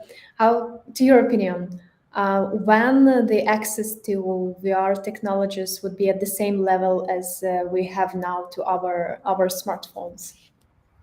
Yeah, that's a good question. I think right now there's a very narrow kind of set of choices for consumers in terms of VR, AR, and I think that's changing. Right, we're going to see new, um, consumer electronics companies developing new hardware very soon. It's got to be within the same price point. So you're comparing it to mobile devices. So, and people spend a lot of money, but the price point's got to be there. The form factor, it's got to be comfortable, right? You know, the headsets are getting more lightweight. Um, they've got to be cool. They've got to be fashionable. They've got to be comfortable. They've got to be at the right price point, and they've got to be delivered responsibly. So everyone has to have access, right? We're not, we don't want to be elitist in how we ship these technologies and what problems we're solving for people. And so that's a big challenge to solve. I don't think it's going to happen very soon where you're going to have this, the same level of adoption of mobile devices as like headsets. You can still have immersive. We talked about mobile AR and mixed reality. Those are accessible now, right? It's not. We don't have to wait for that. So, but for the headset experience, I think that'll take time to drive mass adoption. Yeah, I agree. By the way, you mentioned AR. You know this game that was popular like a year ago, where everybody was hunting for Pokemons. Yeah, yeah, yeah. So it's already. Speaking of AR, it's already there. Yeah, for sure. Okay, okay. So I see no further questions, and I'm out of mine. Thank you. That was a truly inspiring speech. There is a lot of us to think about, and thank you very much. We really appreciate that you contributed to this conference, even though you're not feeling well today, unfortunately. And thank you for that. We wish you a great weekend and feel better soon. I wanted to say thank you to everyone for supporting Ukraine and for taking the time to be with us. It's really important. And again, have a great weekend. Take care. Thank you. Thank you, Jonathan. It's very much appreciated. Thank you. Okay, guys, we will meet in 25 minutes because right now we are leaving for a break. It would be kind of a long break. Take this time for yourself, hug your loved ones, make yourself a coffee, tea, something else. And we will meet in 25 minutes. Yeah, for our panel discussion, and we will think what it will take to be a product designer in 2023. Also, before we leave for this break, I want to remind you that we really, really want to give you our gifts. Our gifts are the Grammarly Premium license for the highest donate of the day. Also, great book for the second highest donate of the day. And also framer license for for the winner of our quiz. So please do not waste time in this break. Use the QR code that you would see on the screen instead of me when I leave for the break, and contribute to our crowdfunding, and let's make our victory closer. See you soon.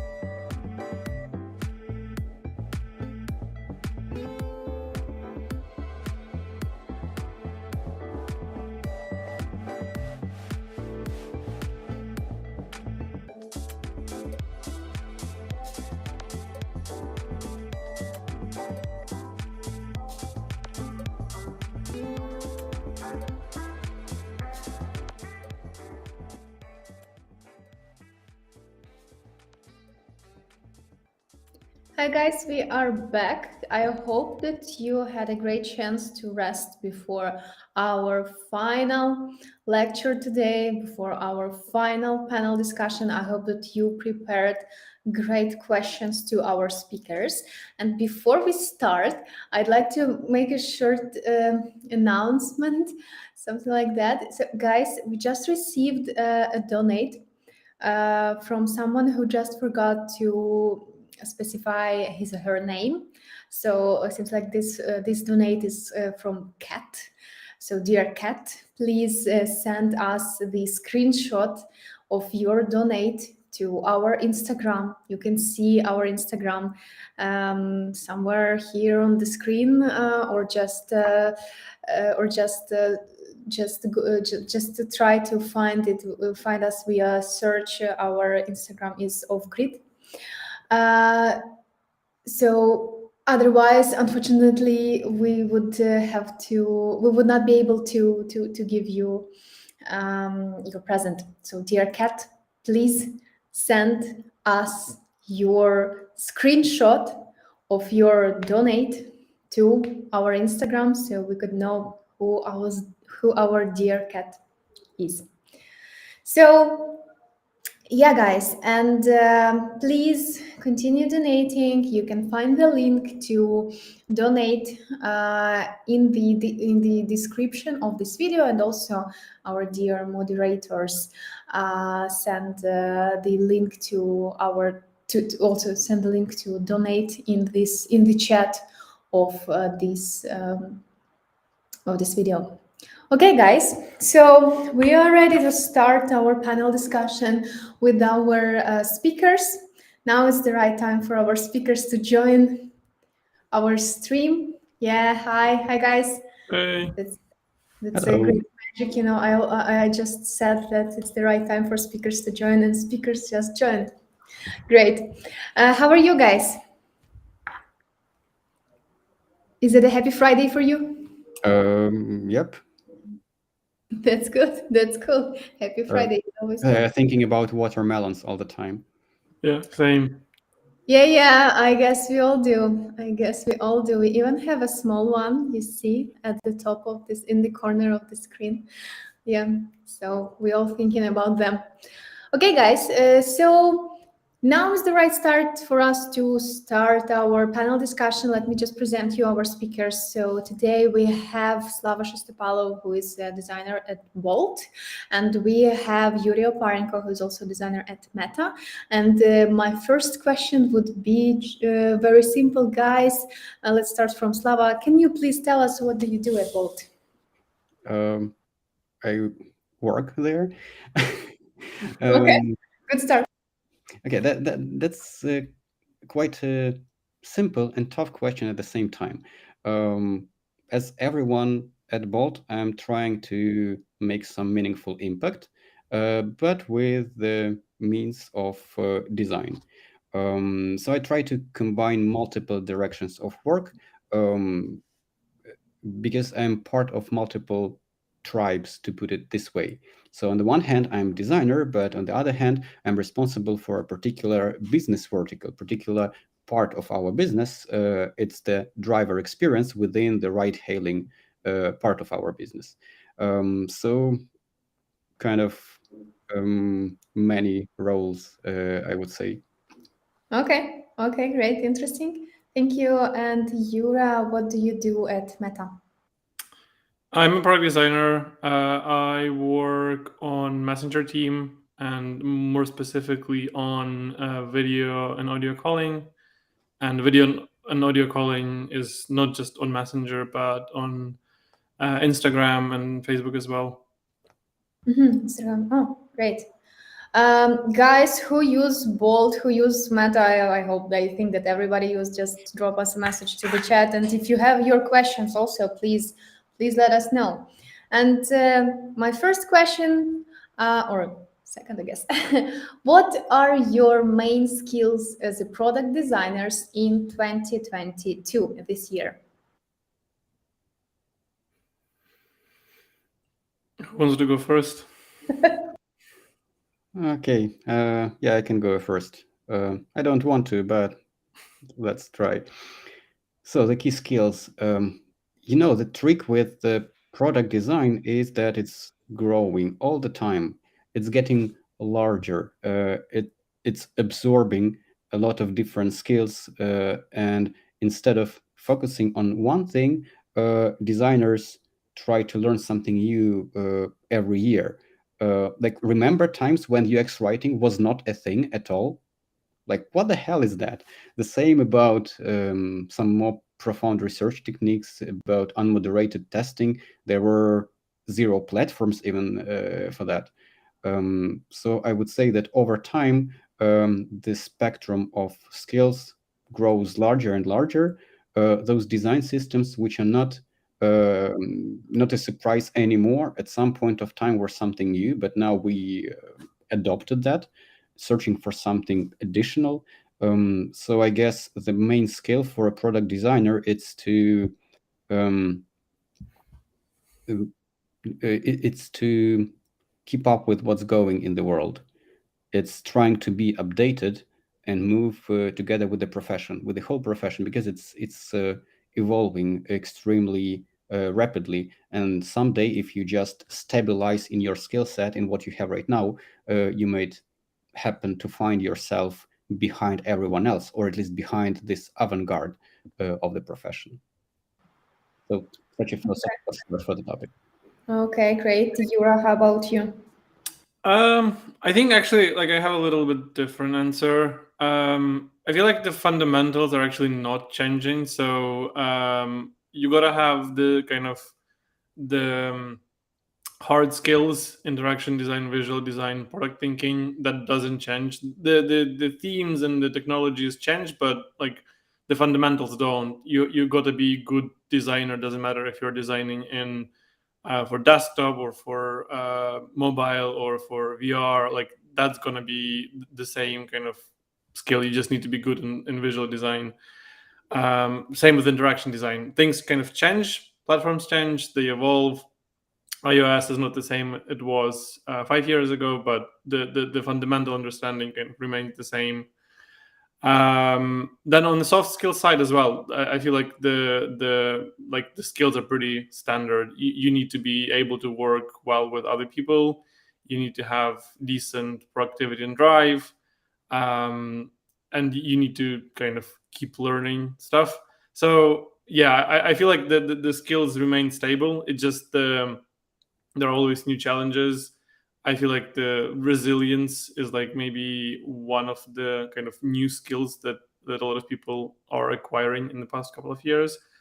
But yeah, overall, I would say it's pretty stable. Can you call yourselves T-shaped designers? Or any shape? I don't know. Trying to remember what that means. Yeah, that used to be a buzzword, maybe some time ago. Still is. Still is. Okay. So, can you call yourself a T-shaped designers?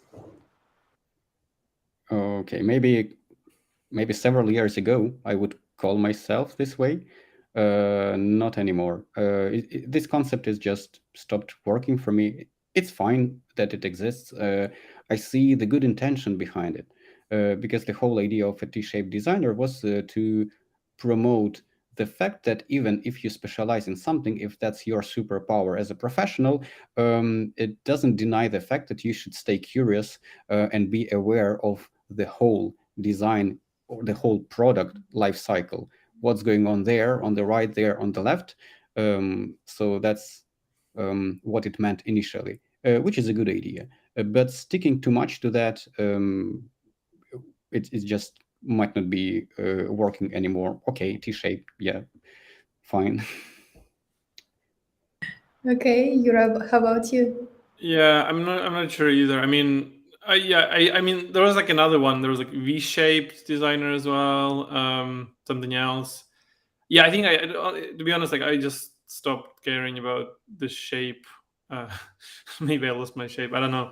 I don't know. Yeah, I haven't thought about. Like, I mean, I have like skills where I'm particularly good, and I know that, and I'm kind of doubling down on those. But I also know that I'm good in other areas, and maybe less good. But like, yeah. So, but never thought of myself in that way. So, yeah, it's a tricky one. Okay, okay. I'm sure if you search on the internet enough, you would find this complex diagram showing the difference between T, we, W, X, Y, Z shape designers and how you grow from one to another. I'm sure that exists. Yeah, 50 shapes of designer, you know. Okay. That's a good one. Okay. What is the single skill that you are developing right now instead of public speaking, I guess? Yeah, public silence. Public silence, okay. It's hard to answer, right? I think, I mean, I'm gonna maybe elaborate a little bit on what I previously said. I feel like resilience is a really good skill, and kind of being able to, I don't think kind of it's okay to pretend everything is okay when like war is happening. Then before that, COVID was happening. A lot of people were affected.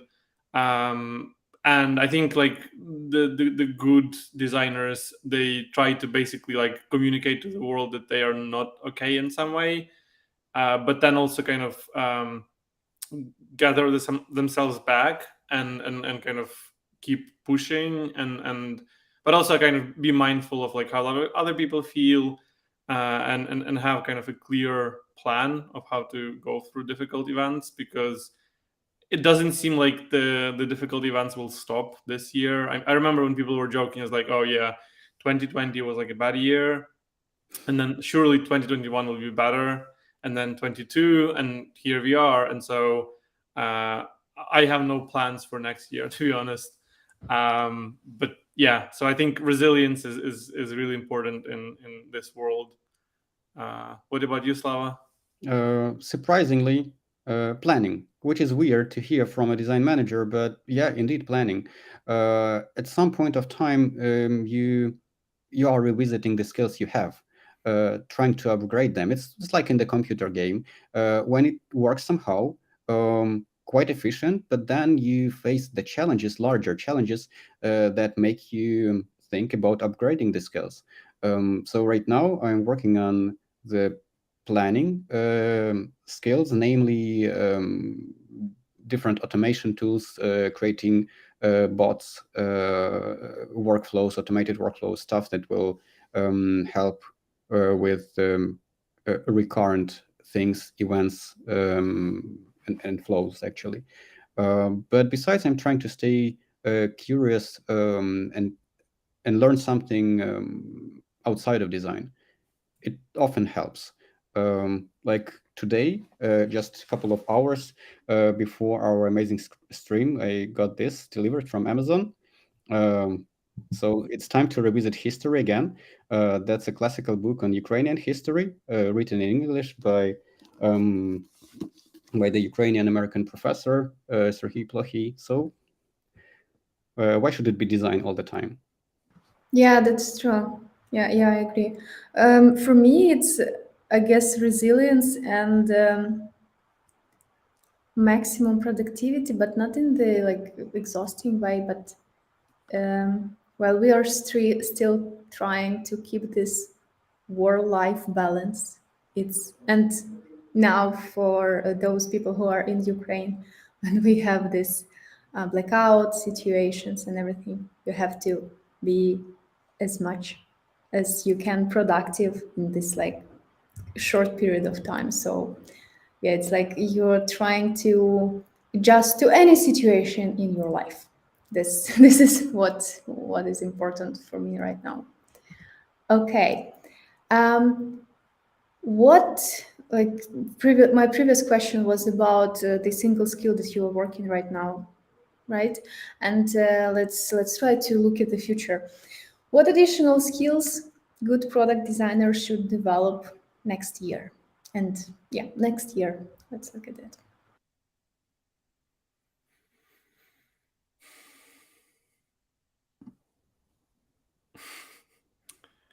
Yeah, it's a good question.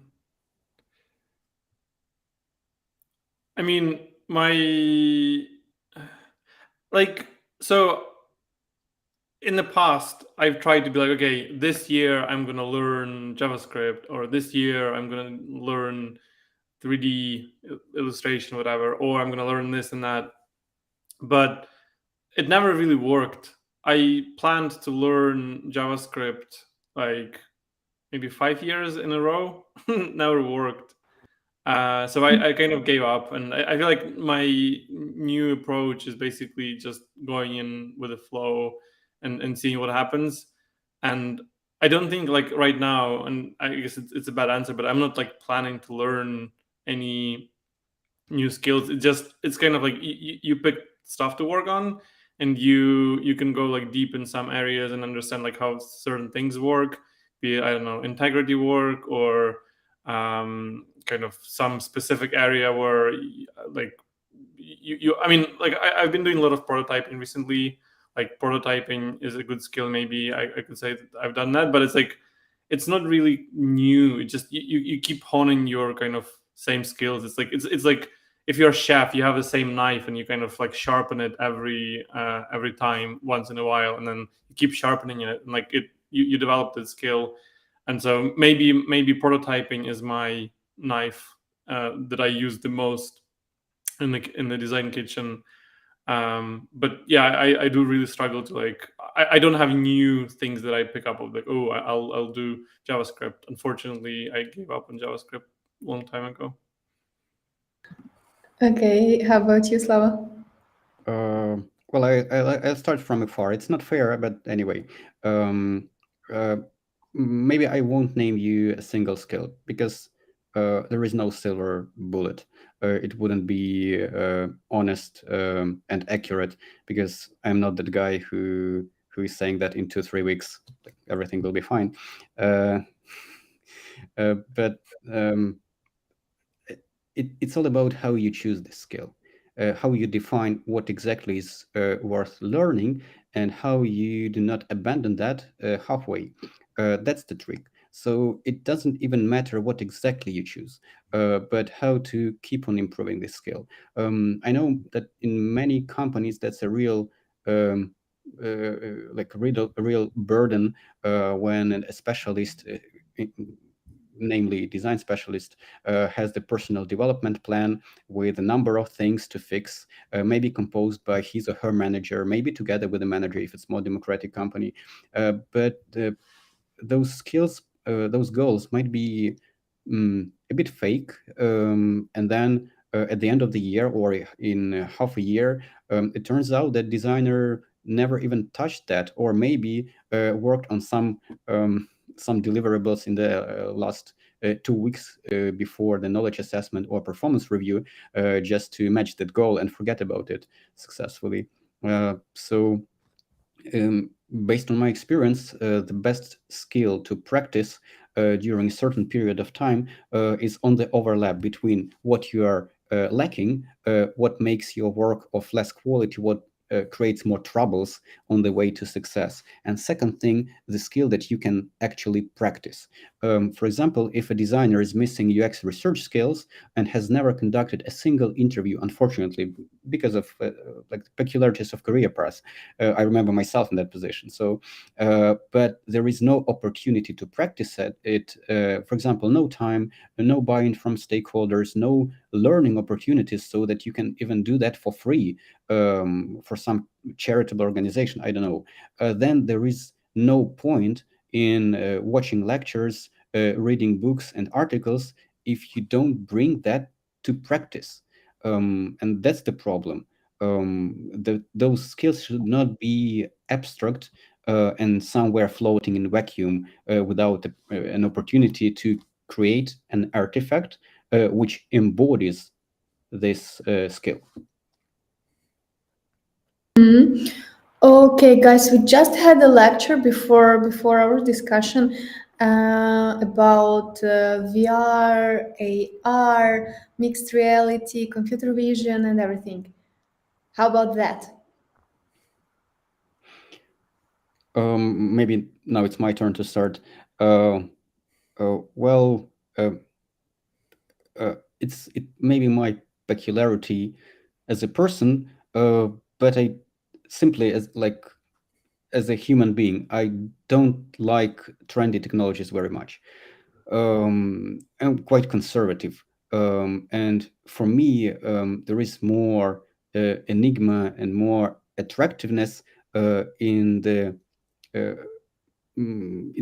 unattractive topics. For example, I am fascinated by the topics of accessibility, inclusive design, robust technologies that can work on the low-speed internet, something that won't be broken with an old-school phone, something that will work offline, something that will serve millions of people. So maybe this mass audience effect, something simple but efficient at the same time, this is what inspires me a bit more. At the same time, I am not against modern technology, because if we remember history, several years or decades ago, the things which are usual right now were new and were criticized and were mocked many times. But somehow they moved to the current age and survived and developed, which is amazing. So there is space and niche for all the technologies, even if they seem dumb and even if they seem unnecessary right now. The strongest ideas will survive. But again, personally, it should not be perceived like as an example to follow. I am not very inspired by all that. Yeah, I'm the same really. Like I mean I've used really nice like VR things, whatever, but it just kind of never sticked with me. So yeah, I mean I also done like computer vision in university like 6-7 years ago, maybe like 8, long time ago. It was fun. Like but again, it was kind of, I don't know. Like I also have done Arduino prototyping, whatever, and it was fun. But it's not something that I'm trying to kind of excel at. And maybe it sounds scary. Like maybe at some point the people who have the head start now in like trying to like design in 3D and kind of in a more like 3D space, that those people will be like far ahead of us. But yeah, I'm right now I'm kind of really lazy and I just can't be bothered to touch any of the like VR stuff. Maybe I'll regret, but yeah. Okay, I asked this question previous speaker, and I also want to ask it to you. So, you personally feel enthusiastic or skeptical about the metaverse? Let's define metaverse. What's that? Well, it's kind of separate world, like virtual worlds where people can create their avatars and interact with other peoples. You know, some companies even have their offices in metaverse. It's like a virtual reality, but real virtual reality. In the movies, in cartoons, that looks fascinating. Okay. Like you know that Wall-E cartoon where people were attached to that metaverse or whatever, forgetting about the physical world and being happy at the same time, probably happy. Then that other action movie with the guy inside of the computer game, but living in quite terrible conditions. Yeah, that kind of stuff. That's interesting and fascinating. So the sci-fi vision of that is great. But what I've seen so far in the currently available metaverse, oh, that's pathetic. And also, you see lots of Black Mirror movies, right? Yeah. So maybe we are not there yet. And again, it's on the enthusiasm of people who like modern technologies, who are the locomotive of all that and are inspired. That's great that there are people with this kind of personality. Let's see where it goes. Right now, kind of raw. As from I hear, it's more skeptical. Okay. It's not skeptical. It's realistic. Realistic. I Okay. look at things, I see how they are performing, Okay. I understand that now, not very well. As for Okay. the future, yeah, forecasts are not accurate. Okay. Okay. Yura?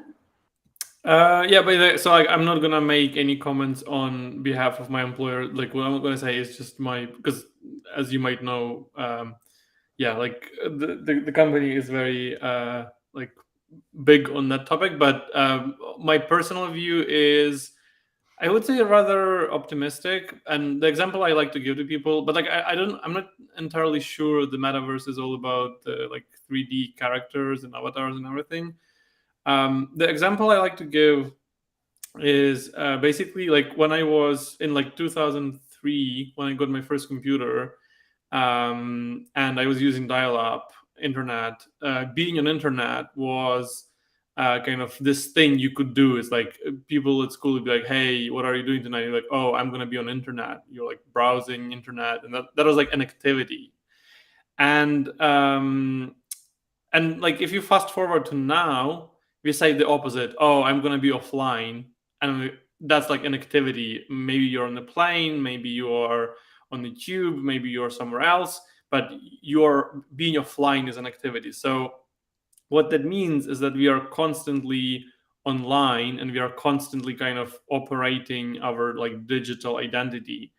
And more the like kind of different aspects of it are coming through. For example, back in the day, like asynchronous messaging was like a very kind of specific thing. If you remember, like ICQ, again, being on ICQ was like a specific activity you would do, and you'd be like, oh, I'm online, I have a status, whatever. Right now it's just normal part of our life, right? Like if you send someone a message, you expect them to reply immediately. So I think we are kind of making these baby steps towards constantly being connected. And like the like things that I like in this is like, for example, I think Snap, and there was like another company called Zenly. They have this like kind of virtual map project. Apple has Find My, which is also like just like constantly showing you where your friends are on the map, and that to me is fascinating. Like I find it creepy, but I know people who are like younger than me who are like, "Oh yeah, I'm just constantly sharing with my friends where I am." I'm like, "Why would you do that?" And like, well, it's nice if they know where I am and I know where they are, so we can kind of meet up randomly. I feel like so we are like gradually building this layer on top of like our normal lives where we are present online. Will it be in 3D or in some sort of like mixed reality or AR? Maybe not, but I feel like we are already living in like kind of MVP of metaverse because we are constantly connected in different ways, be it like this conference call or Zoom or messaging. And so yeah, I'm overall optimistic. That's a very good point, by the way, that technologies at the very beginning, very initial state, seem a little bit different from what they turn into in a decade or several years. Let's recall the retro-futuristic ideas, how our ancestors at the beginning of the 20th century imagined the future technologies, or even not that far away from us. Like the Space Odyssey by Stanley Kubrick. It's showing 2001, but in a quite weird way. For example, interfaces with all that stylish but not very usable colored buttons and stuff like that. So technology is redefining itself all the time, and I agree with this point that that probably we are already in the metaverse to a certain extent if you perceive it like that. Yeah. And at the same time, there are country-specific peculiarities. What I observe in Germany is that people are prefer to be offline. They might not have like the basic social media that uh, I think. Why would you skip that? You haven't tried that, so it really depends on the culture and mindset, and not everywhere people prefer to be online. As a Ukrainian, I'm quite an online person, uh, but many Germans who I meet, um, they don't have any online presence at all. That's curious. For some nationalities, it's being always online. I like to I like to shock people with my work experience when I say that I used to work on a project where we had to create cemetery for people. Yeah, for Eastern market, and yeah, these people they also really like to be online literally every time. So yeah, but it's still, you see, it has like cultural differences being online or offline. Okay, your answers, by the way, lead me to the next question about trends in product design, because we've just discussed how the technology changes, how people perception of the technology also changes. What main trends in product design from this year won't work in next year? You said it won't work. That's right, will not work, yes. If there are any. First of all, we should define the trends. So let me think about what are the trends? What's trendy now? I don't know, because that's a tough question. I mean, there is no rapid change between one thing and another. It's all constantly changing, and you don't even notice. You can.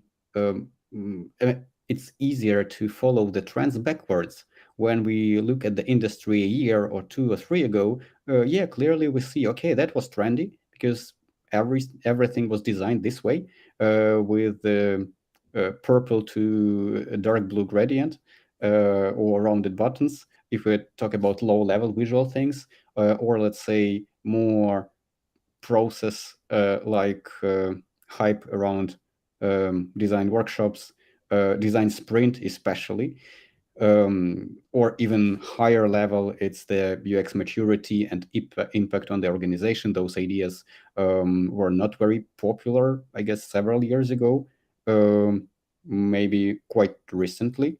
But again, maybe they've been just restructured once again. Because the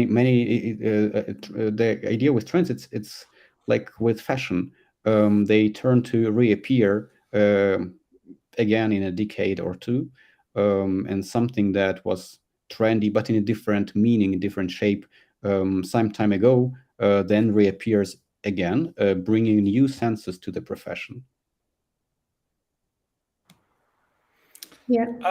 I would say, I mean, like, yeah, like I'm not sure I care that much. Although, I mean, so to be honest, like the visual trends and everything, there are a handful of large tech companies, like say Apple, who, when they do something, basically that defines the like mainstream style of what everyone else will try to do. And if you've seen like the most recent iOS, it's like it has a lot of like very jumpy animations, and like you see like that stuff pop up everywhere else. But I think it's like I'm particularly interested in trends that are coming from like technology and the outside world, and because they influence like what people do. And I feel like we are entering this kind of financial crisis that will be pretty bad. It already started, and I feel like it'll have influence on like how people spend money, how people spend time, and I feel like there'll be a bunch of trends based from there, because like I, I mean, people have like a lot less money to spend, so maybe all the kind of like crazy new devices that people used to buy back in the day, that's not going to happen. So maybe the landscape will kind of adjust. um, but I mean, a lot of things are also like fashion, so like a lot of like social media trends, formats, they come and go. And there used to be an app called House Party that everyone used to use during pandemic, where it's like you would randomly get together on a like video call with friends, you would play games, you would kind of talk, there are polls, whatever, you just like hang out. They shut it down, doesn't exist anymore. Like it doesn't kind of make sense in a world where we reopened and you can kind of see people, but then there is war, so maybe people can't hang out together again. And so I feel like all the interesting trends come from real world, and like, I mean, yeah, probably will be like a Pantone color of the year 2023. Probably will change the border radius a little bit again. Maybe Yeah, it's but too as for rounded now. Phantom Color, I guess it will be paid. Just to reveal it, you would need to pay to Yeah. Adobe. Exactly. Oh, that's right.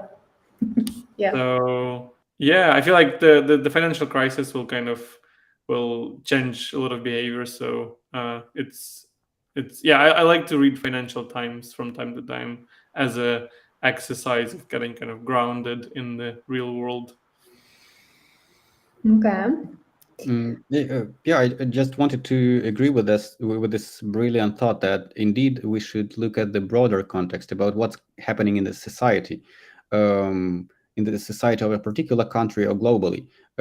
Like we see protests against against the pollution and for the actions to prevent climate change. A lot of them in Europe and like globally. So the world is quite ready for more eco-friendly solutions, for something that will consume less resources but bring more value than reusable stuff in the broadest possible meaning. When we make the most out of the assets we have and turning from owning products to offering services. That's quite a large trend generally. Speaking about one more trend that we also mentioned earlier about people wanting to be more offline. You know, previously, uh, majority of people has this fear of missing out. It's like we today, it's like us today. We want to check all the news from what is happening, right, in our country. But what I hear about more and more is not the fear of missing out, but the joy of missing out. So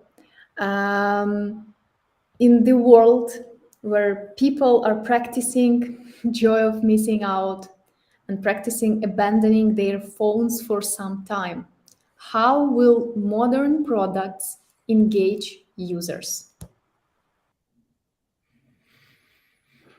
I mean, they still engage users in like pretty bad ways, right? Like the what personally pisses me off is that anything that has to do with consumption is really easy. It's like we just gradually remove all the friction to consumption whatsoever. Like back in the day, I don't know, like 3 years ago, I had to go to a shop to buy a pack of crisps.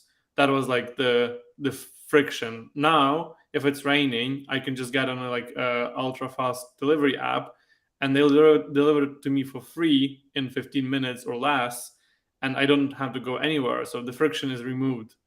If I want to watch a show on Netflix, back in the day, I used to like use torrents, spend half a day downloading a TV series and then watching it and then whatever. Now on Netflix, I can watch it and there's like autoplay and one episode loads after another, and I don't have to like even lift my finger. It's just gonna happen automatically.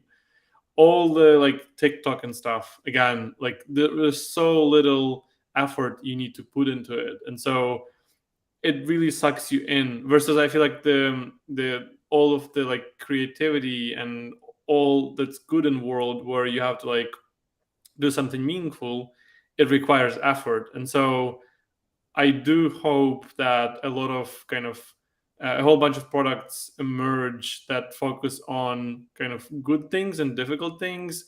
um, for example, like the recent example that I've seen that's good is like AI writing tool that basically just kind of complements your thoughts.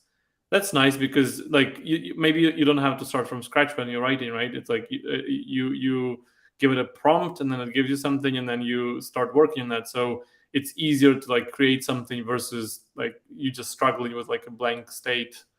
So personally, I do wish there are more products that kind of make you do stuff that's more difficult and more interesting and more rewarding versus just like meaningless consumption where you like scroll or just consume. But ultimately, everyone wants us to consume more and more and more. I just can add to that, obviously, great point, that there are different ways to bring value. So what we want as different businesses, as designers, do you want people to get value or look at the screen? Because if you are offline, it doesn't mean that technology doesn't work behind the under the hood. It doesn't mean that some useful changes in your day-to-day life happen without you interfering and scrolling or clicking or doing something. Technology might be smart enough to do that for you. You can pay for that, giving like providing work, providing jobs for other people by being a consumer, but this technology should not necessarily be abusive. Yeah, that brings me to another point. We also earlier we mentioned Apple as one of the companies that could set trends. And as we've also mentioned, overconsumption in our case of the information. What do you think about these tools? It's also present in iOS, where you could limit interaction with some applications. What do you think? Would this can we say trend? Would this trend evolve? Would this trend be alive next year? Oh. It depends on the person as well.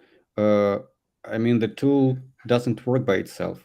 Okay, you have this reminder, you can set the limitation, but there is always button, I want to use it temporarily for 5 minutes. And you can click that, and at some point of time, it's so habitual, so easy that you don't even notice that there was a blocking screen. It just becomes part of your workflow, which is quite dangerous. So on one hand, company has the tool, has the feature, but the psychological model didn't change.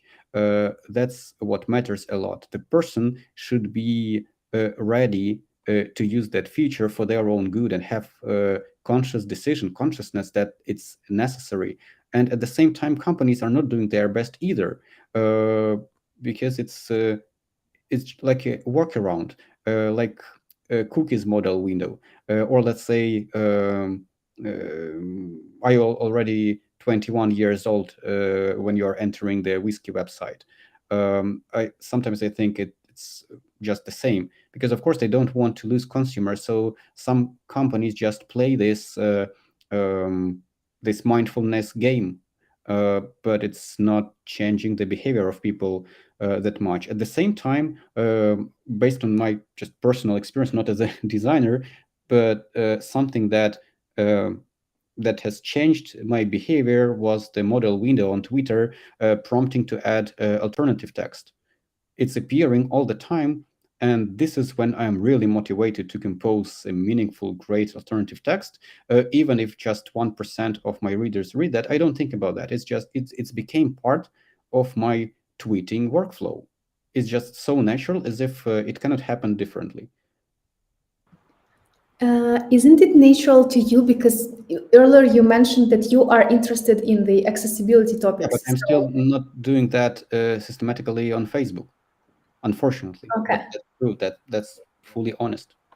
Okay. So it's not about what you are interested about right now. So that's why you are adding this alternative text. Okay. Of course, partially, of course, it influences. I am biased, but I do that consistently and easily, much easier. I can like track my feelings on Twitter just because I get this prompt. It becomes part of the workflow. It becomes natural. It's not something that I should find in the like 3 dots menu, settings, additional, other, advanced, and only there I find it. Okay. So it's how technology prioritizes things for you, what they show first to you, what they position as a mandatory and what as optional. For example, that model window that appears on my smartphone prompting that I am using it for too long has too much optionality. What do you mean by that It's not a optionality? hard block. I mean, I can easily dismiss it. Okay. Because they don't want to lose money. They don't want to drop engagement that much. Okay, so would you say that from the one hand, from the one side, technology like helps us to be more offline, but from the other hand, the same technology knows that we need to earn like more money, and that's why we would give a very easy way for the user to continue using this product. That's what you're like referring to. I just described a couple of situations. Probably there is no deep theory behind that yet. I just illustrated two opposite examples, how it can be seemingly useful but not working properly, and on the other hand, how it might change behavior. Of course, everything based on my personal experience might be different for everyone because we are all diverse people with our own background, character, and stuff. Okay. Yeah, thank you. Yura, do you have something to say about that? Yeah, I mean, I have this elaborate theory that for like very, very long time, all we were doing as designers is removing frictions, like everywhere. Like literally, when we say, "Oh, it's a good design," it means it's easy to use, and everything is like in one click. You can do everything in one click. You can get a car in one click. You can share something in one click. You can buy stuff in one click. You can get more money from a bank in one click. Like everyone encourages you to do everything in like one click, essentially.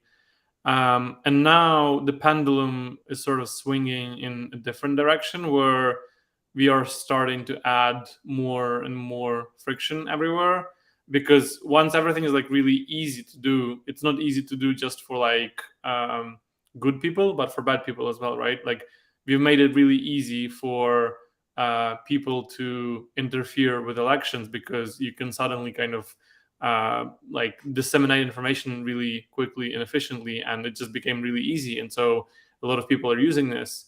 Or I mean, my favorite example from like recently, my UK bank, they've done this feature, and I think it's actually been out for a while, but they're trying to help people to kind of control their spending. And for some people it's like a psychological issue where they like in some moments they can't control like their buying. So like at night, if they have some sort of like psychological disorder, they can go online and kind of spend half of their salary just buying stuff, and it's really scary, and like it can really kind of mess them up. So what my bank did is they released a feature that allows you to nominate a person who would basically lock certain transactions from your card. So essentially, if you want to like buy something, or I don't know, gamble, or kind of do something bad financially, they can kind of check on you and be like, "Hey, I'm not going to approve this." And the only way to kind of go around that is you have to ask them and convince them. And it reminds me like when I was a kid and I didn't want to like spend money, I would give it to my mom and be like, "Hey, like don't give me money until I can really explain why." And then it really worked.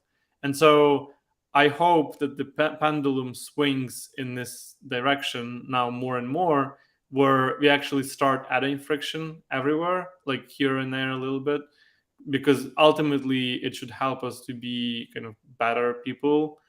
Because yeah, it's way too easy to do all the bad stuff. Yeah, I agree. And the trick here is that unfortunately we do that a bit too late. Of course, it's never too late to do a good thing. But what I feel that companies, businesses, they're quite pragmatical, all of them. So they might not implement some useful feature until they are sued and lose money in fines and reputation. So something should happen for that, or let's say until a special regulation is in force, then they won't even move a finger in that direction. that's why we should follow the social trends, because look at how it's connected. If there is the will of many people for a change, they can influence the political decision in their country, in their location or region, and then there is the enforcement mechanism that makes companies to follow that, so that technology is trying to find how to follow, how to be compliant. But of course, the law should be composed the right way so that it doesn't create bad product decisions that are only for the sake of being compliant and not being useful, like with many aspects of GDPR. Essentially, that's a good thing. Great intentions, amazing. But how it's implemented, business will, like in general, businesses will always find a way to be compliant without losing easy money.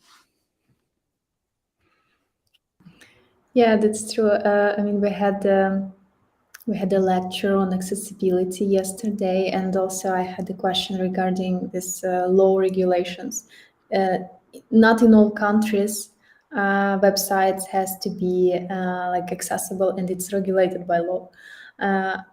I have experience working with Canadian websites, and there they have very strict laws, and that's why the majority of their websites has to be accessible. Otherwise, they would be sued. And yeah, so it's about it's about technology being like responsible, and it should be also approved and regulated by law as well.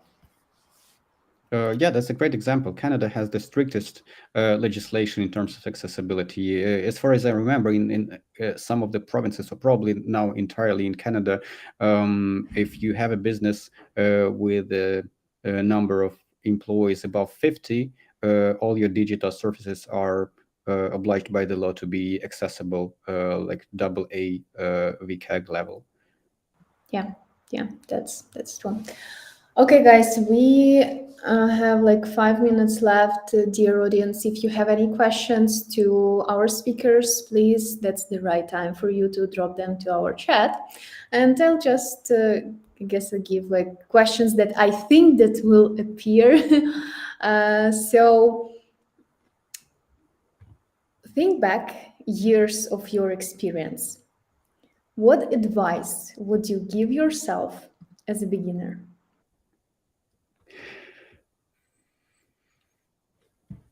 I mean, actually, so like my little brother decided to suddenly try to be a designer recently, and like I don't even have to like imagine of like what advice I would give myself. It's like because there's brother, and I'm trying to like help him. I mean, I think it's actually quite unsurprising. It's like when you start, you need to be good at fundamentals, like really get solid on kind of interaction design, all aspects of it, just understanding like how all of that works, and then get really solid on visual design. Again, it's gonna pay off massively, and like you don't need to be very smart. You just need to be good in terms of like visual and interaction design to start with for people to notice you, and then just kind of do a lot of work. And there is no kind of supplement for good work, and like you just need to do a lot of it, and then you'll get better. But otherwise, yeah, there is like I feel like there is no secret. I used to think that there are some secrets. Oh, you have to like know this methodology or something, but it's like it turns out that like really good designers, when you look at their Figma files, they still have a lot of like exploration work, and they still try 1,000 different options.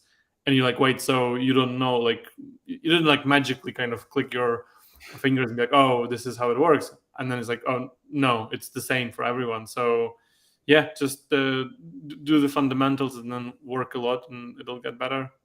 That's my advice to me and to my brother. Thank you, Slava. Okay, so that's a tough question, because you know the paradox is that if I would give myself back in time some really meaningful, deep advice, I wouldn't believe that. It's like, what a bullshit. But if I focused on something particular, it wouldn't change my path that much. So that's the paradox of such questions of giving advice. That's a bit too hypothetical. At the same time, I have quite a messy experience of becoming a designer. It happened almost accidentally. I have totally different education than I used to work at. Quite questionable companies at the beginning of my career, and I wouldn't change that. I really value this experience. This dose of suffering that I got, maybe it helped me to understand the price of a mistake.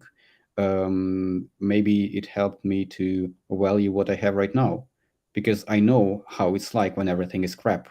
I remember that, and I don't want to repeat the situation. So if some mistake in my career happened, I tried um, to keep it just a single episode, so that it happens just once, and that's enough for me. I can adjust and change my behavior later. So again, sorry, it's unfair.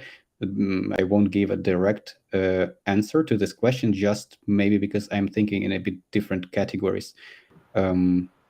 So no advice.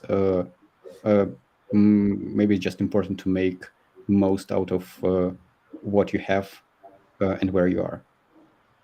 Yeah, I agree. When I'm thinking about this question, because this question appears very often, and what I think about this question is that like people are very lazy. They tend to find like the silver bullet, the easiest way to become successful, to I don't know, to become famous or something like that. But what I think is that, and what I guess my advice would be, just work, just start working right now, and everything gonna be okay. Don't try to find the shortest path. I don't know, some kind of tricks. This very easy and hard at the same time. Just work. That's it.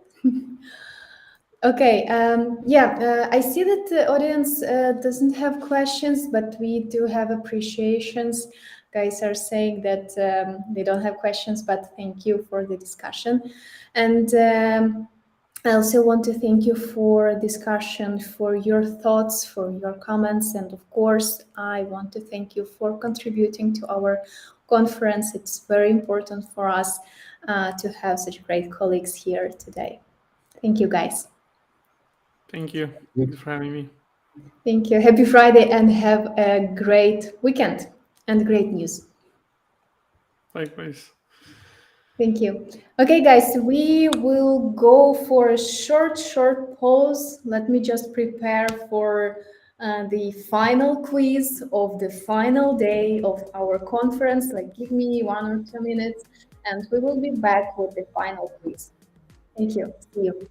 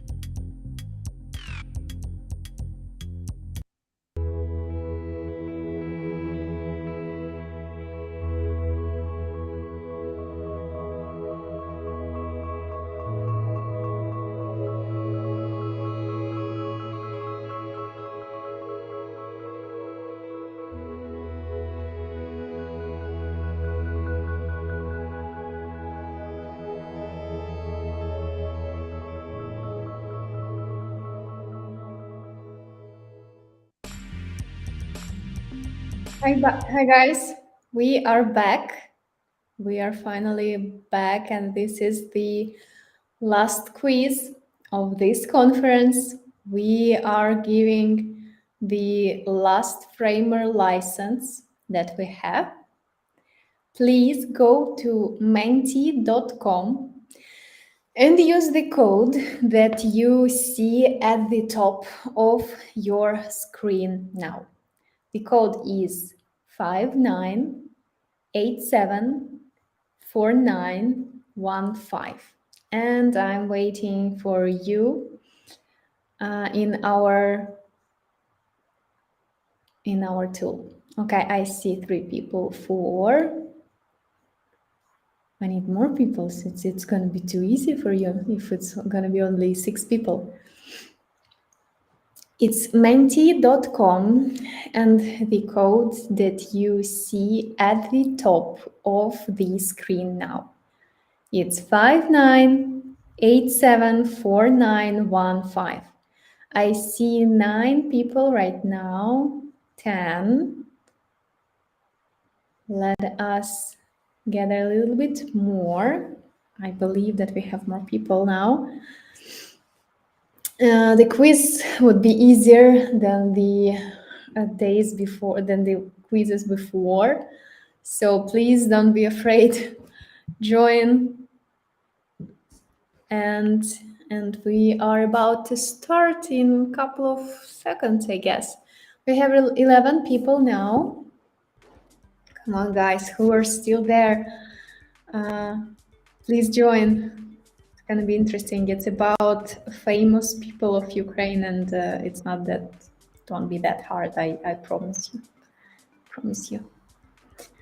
Okay, so let me give you the final 10 seconds. Menti.com. The code is 59874915.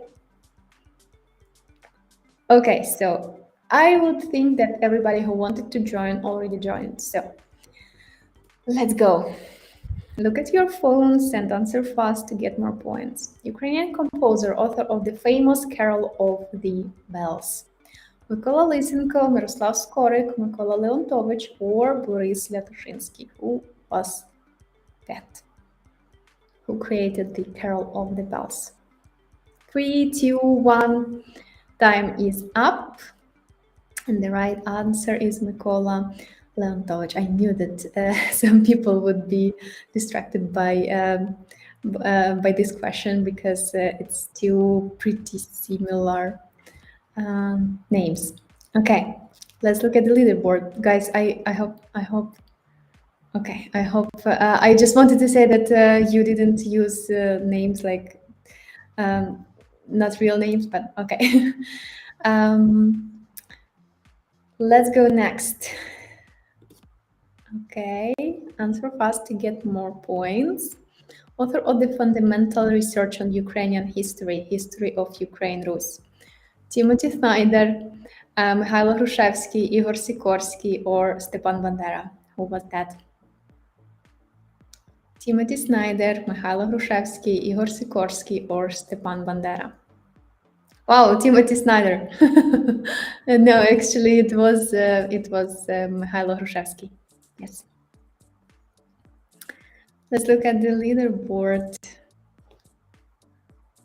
Okay, and the leader now is Venture. Okay, guys, I hope that we will find you if you win. Alexandra Lozovilk and Julian are top 3. Let's go next. Okay, and the question would be, who is this person on the photo? Vasil Simonenko, Panas Myrny, Vasil Stus, or Ivan Bagryany? Who is the man from the photo? Yeah, and that was Vasil Stus. Let's look at the leaderboard. Okay, and let's look at our top 3. The situation has changed pretty much. Okay, so now our leader is Alexandra Lozovilk and Yulia and Maria. Let's look at the next question. What Ukrainian engineer designed first helicopter in the world? Mykola Mosov, Oleg Antonov, Sergei Korolev, or Igor Sikorsky? First helicopter in the world. Who designed this? Great. That was Igor Sikorsky. Correct. Let's look at the leaderboard. Okay, and our top 3. Okay, we have venture back. Okay, great. Let's look at the next question.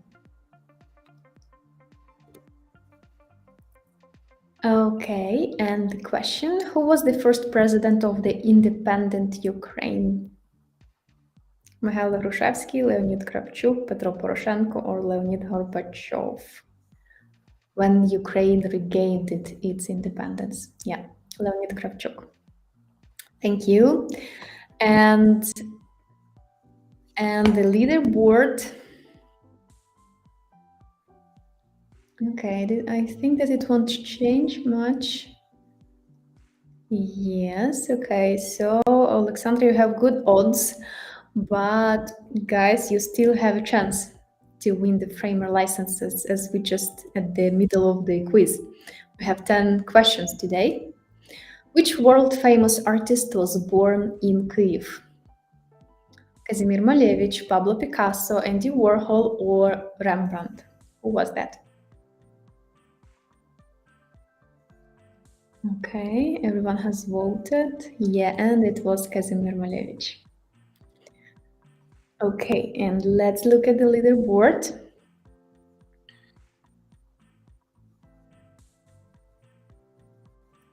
Okay, Yulia, welcome to the top 1. Okay, and let's go to the next question. Where Taras Shevchenko was buried? Morinci, Kyiv, Kaniv, or Dnipro?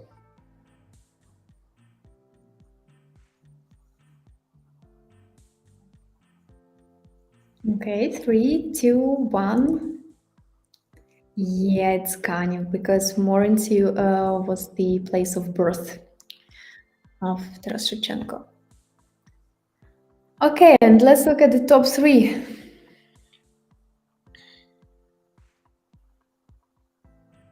Okay, it starts to look like a tough game. 2 last questions. What Ukrainian artist is an author of this painting? Katerina Bilokur, Taras Shevchenko, Petro Bevza, or Maria Primachenko?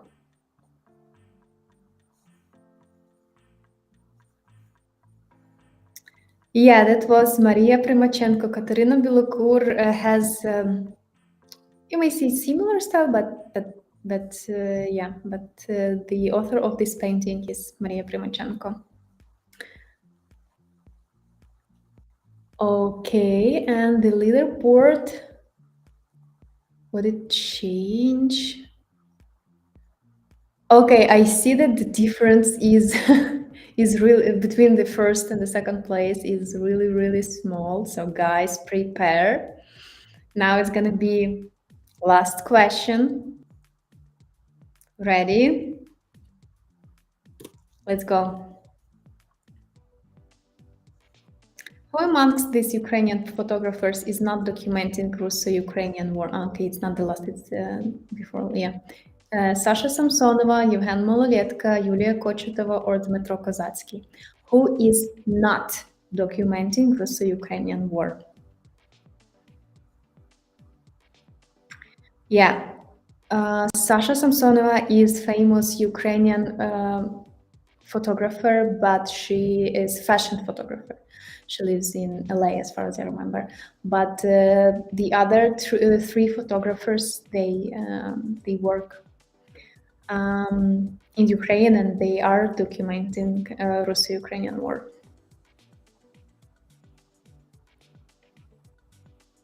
Okay, and Yeah, that was a tough question, I see, for everyone. Okay, Alan Cooper, welcome to top 3. And now it's going to be really the last question. So now prepare. And let's go. Who was the first Eurovision winner from Ukraine? Jamala, Irina Bilik, Ruslana, or Kalush? Who was the first Eurovision winner from Ukraine? Yeah, everybody know it. Nice. Yeah, that's right. That was Ruslana. And let's look who is the winner, who got the framer license. Okay, and yeah, Yulia, congratulations. You are the winner of Quiz of the Day. So you get the framer license. It was a tough game. I see that the difference between the first and the second place is not so big. And congratulations. You know famous people of Ukraine, I guess today you know them the best. And please drop us a message in Instagram to get your prize. And now let's look at our next final slide, right? We already went through the quiz. Yulia, please drop us a message in Instagram to get your prize. And let's look at the other gifts that we have today. We want to thank Yevhen Homutovsky for the highest donate today. You get the Grammarly Premium license. Also, please contact us in Instagram to get your prize, to get the promo code for Grammarly Premium. And we also want to thank Andrei Bordun for the second highest donate today. You will get great book by Zegmeister and Walsh from our partner Arthus. Please drop us a message in Instagram to get your book. Thank you. Thank you everyone for your donations. It wouldn't be possible for us to meet our goal without you. And we did it. This is the final amount that we want to show today. We crowdfunded 207K hryvnias, and all these funds would go to Come Back Alive Foundation. We for sure will show you the screenshots and everything. And the foundation, for this money, they would purchase the mobile surveillance system. Thank you, guys. It wouldn't be possible really without you. Thank you for joining today. Thank you for your donations. I thank our speaker. Thank everyone who was active today. Thank you for your answers, answers for our quiz, for your comments, for your questions. Thank you for being with us.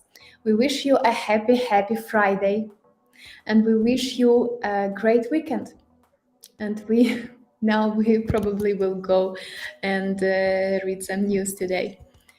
Have a great day. Bye-bye.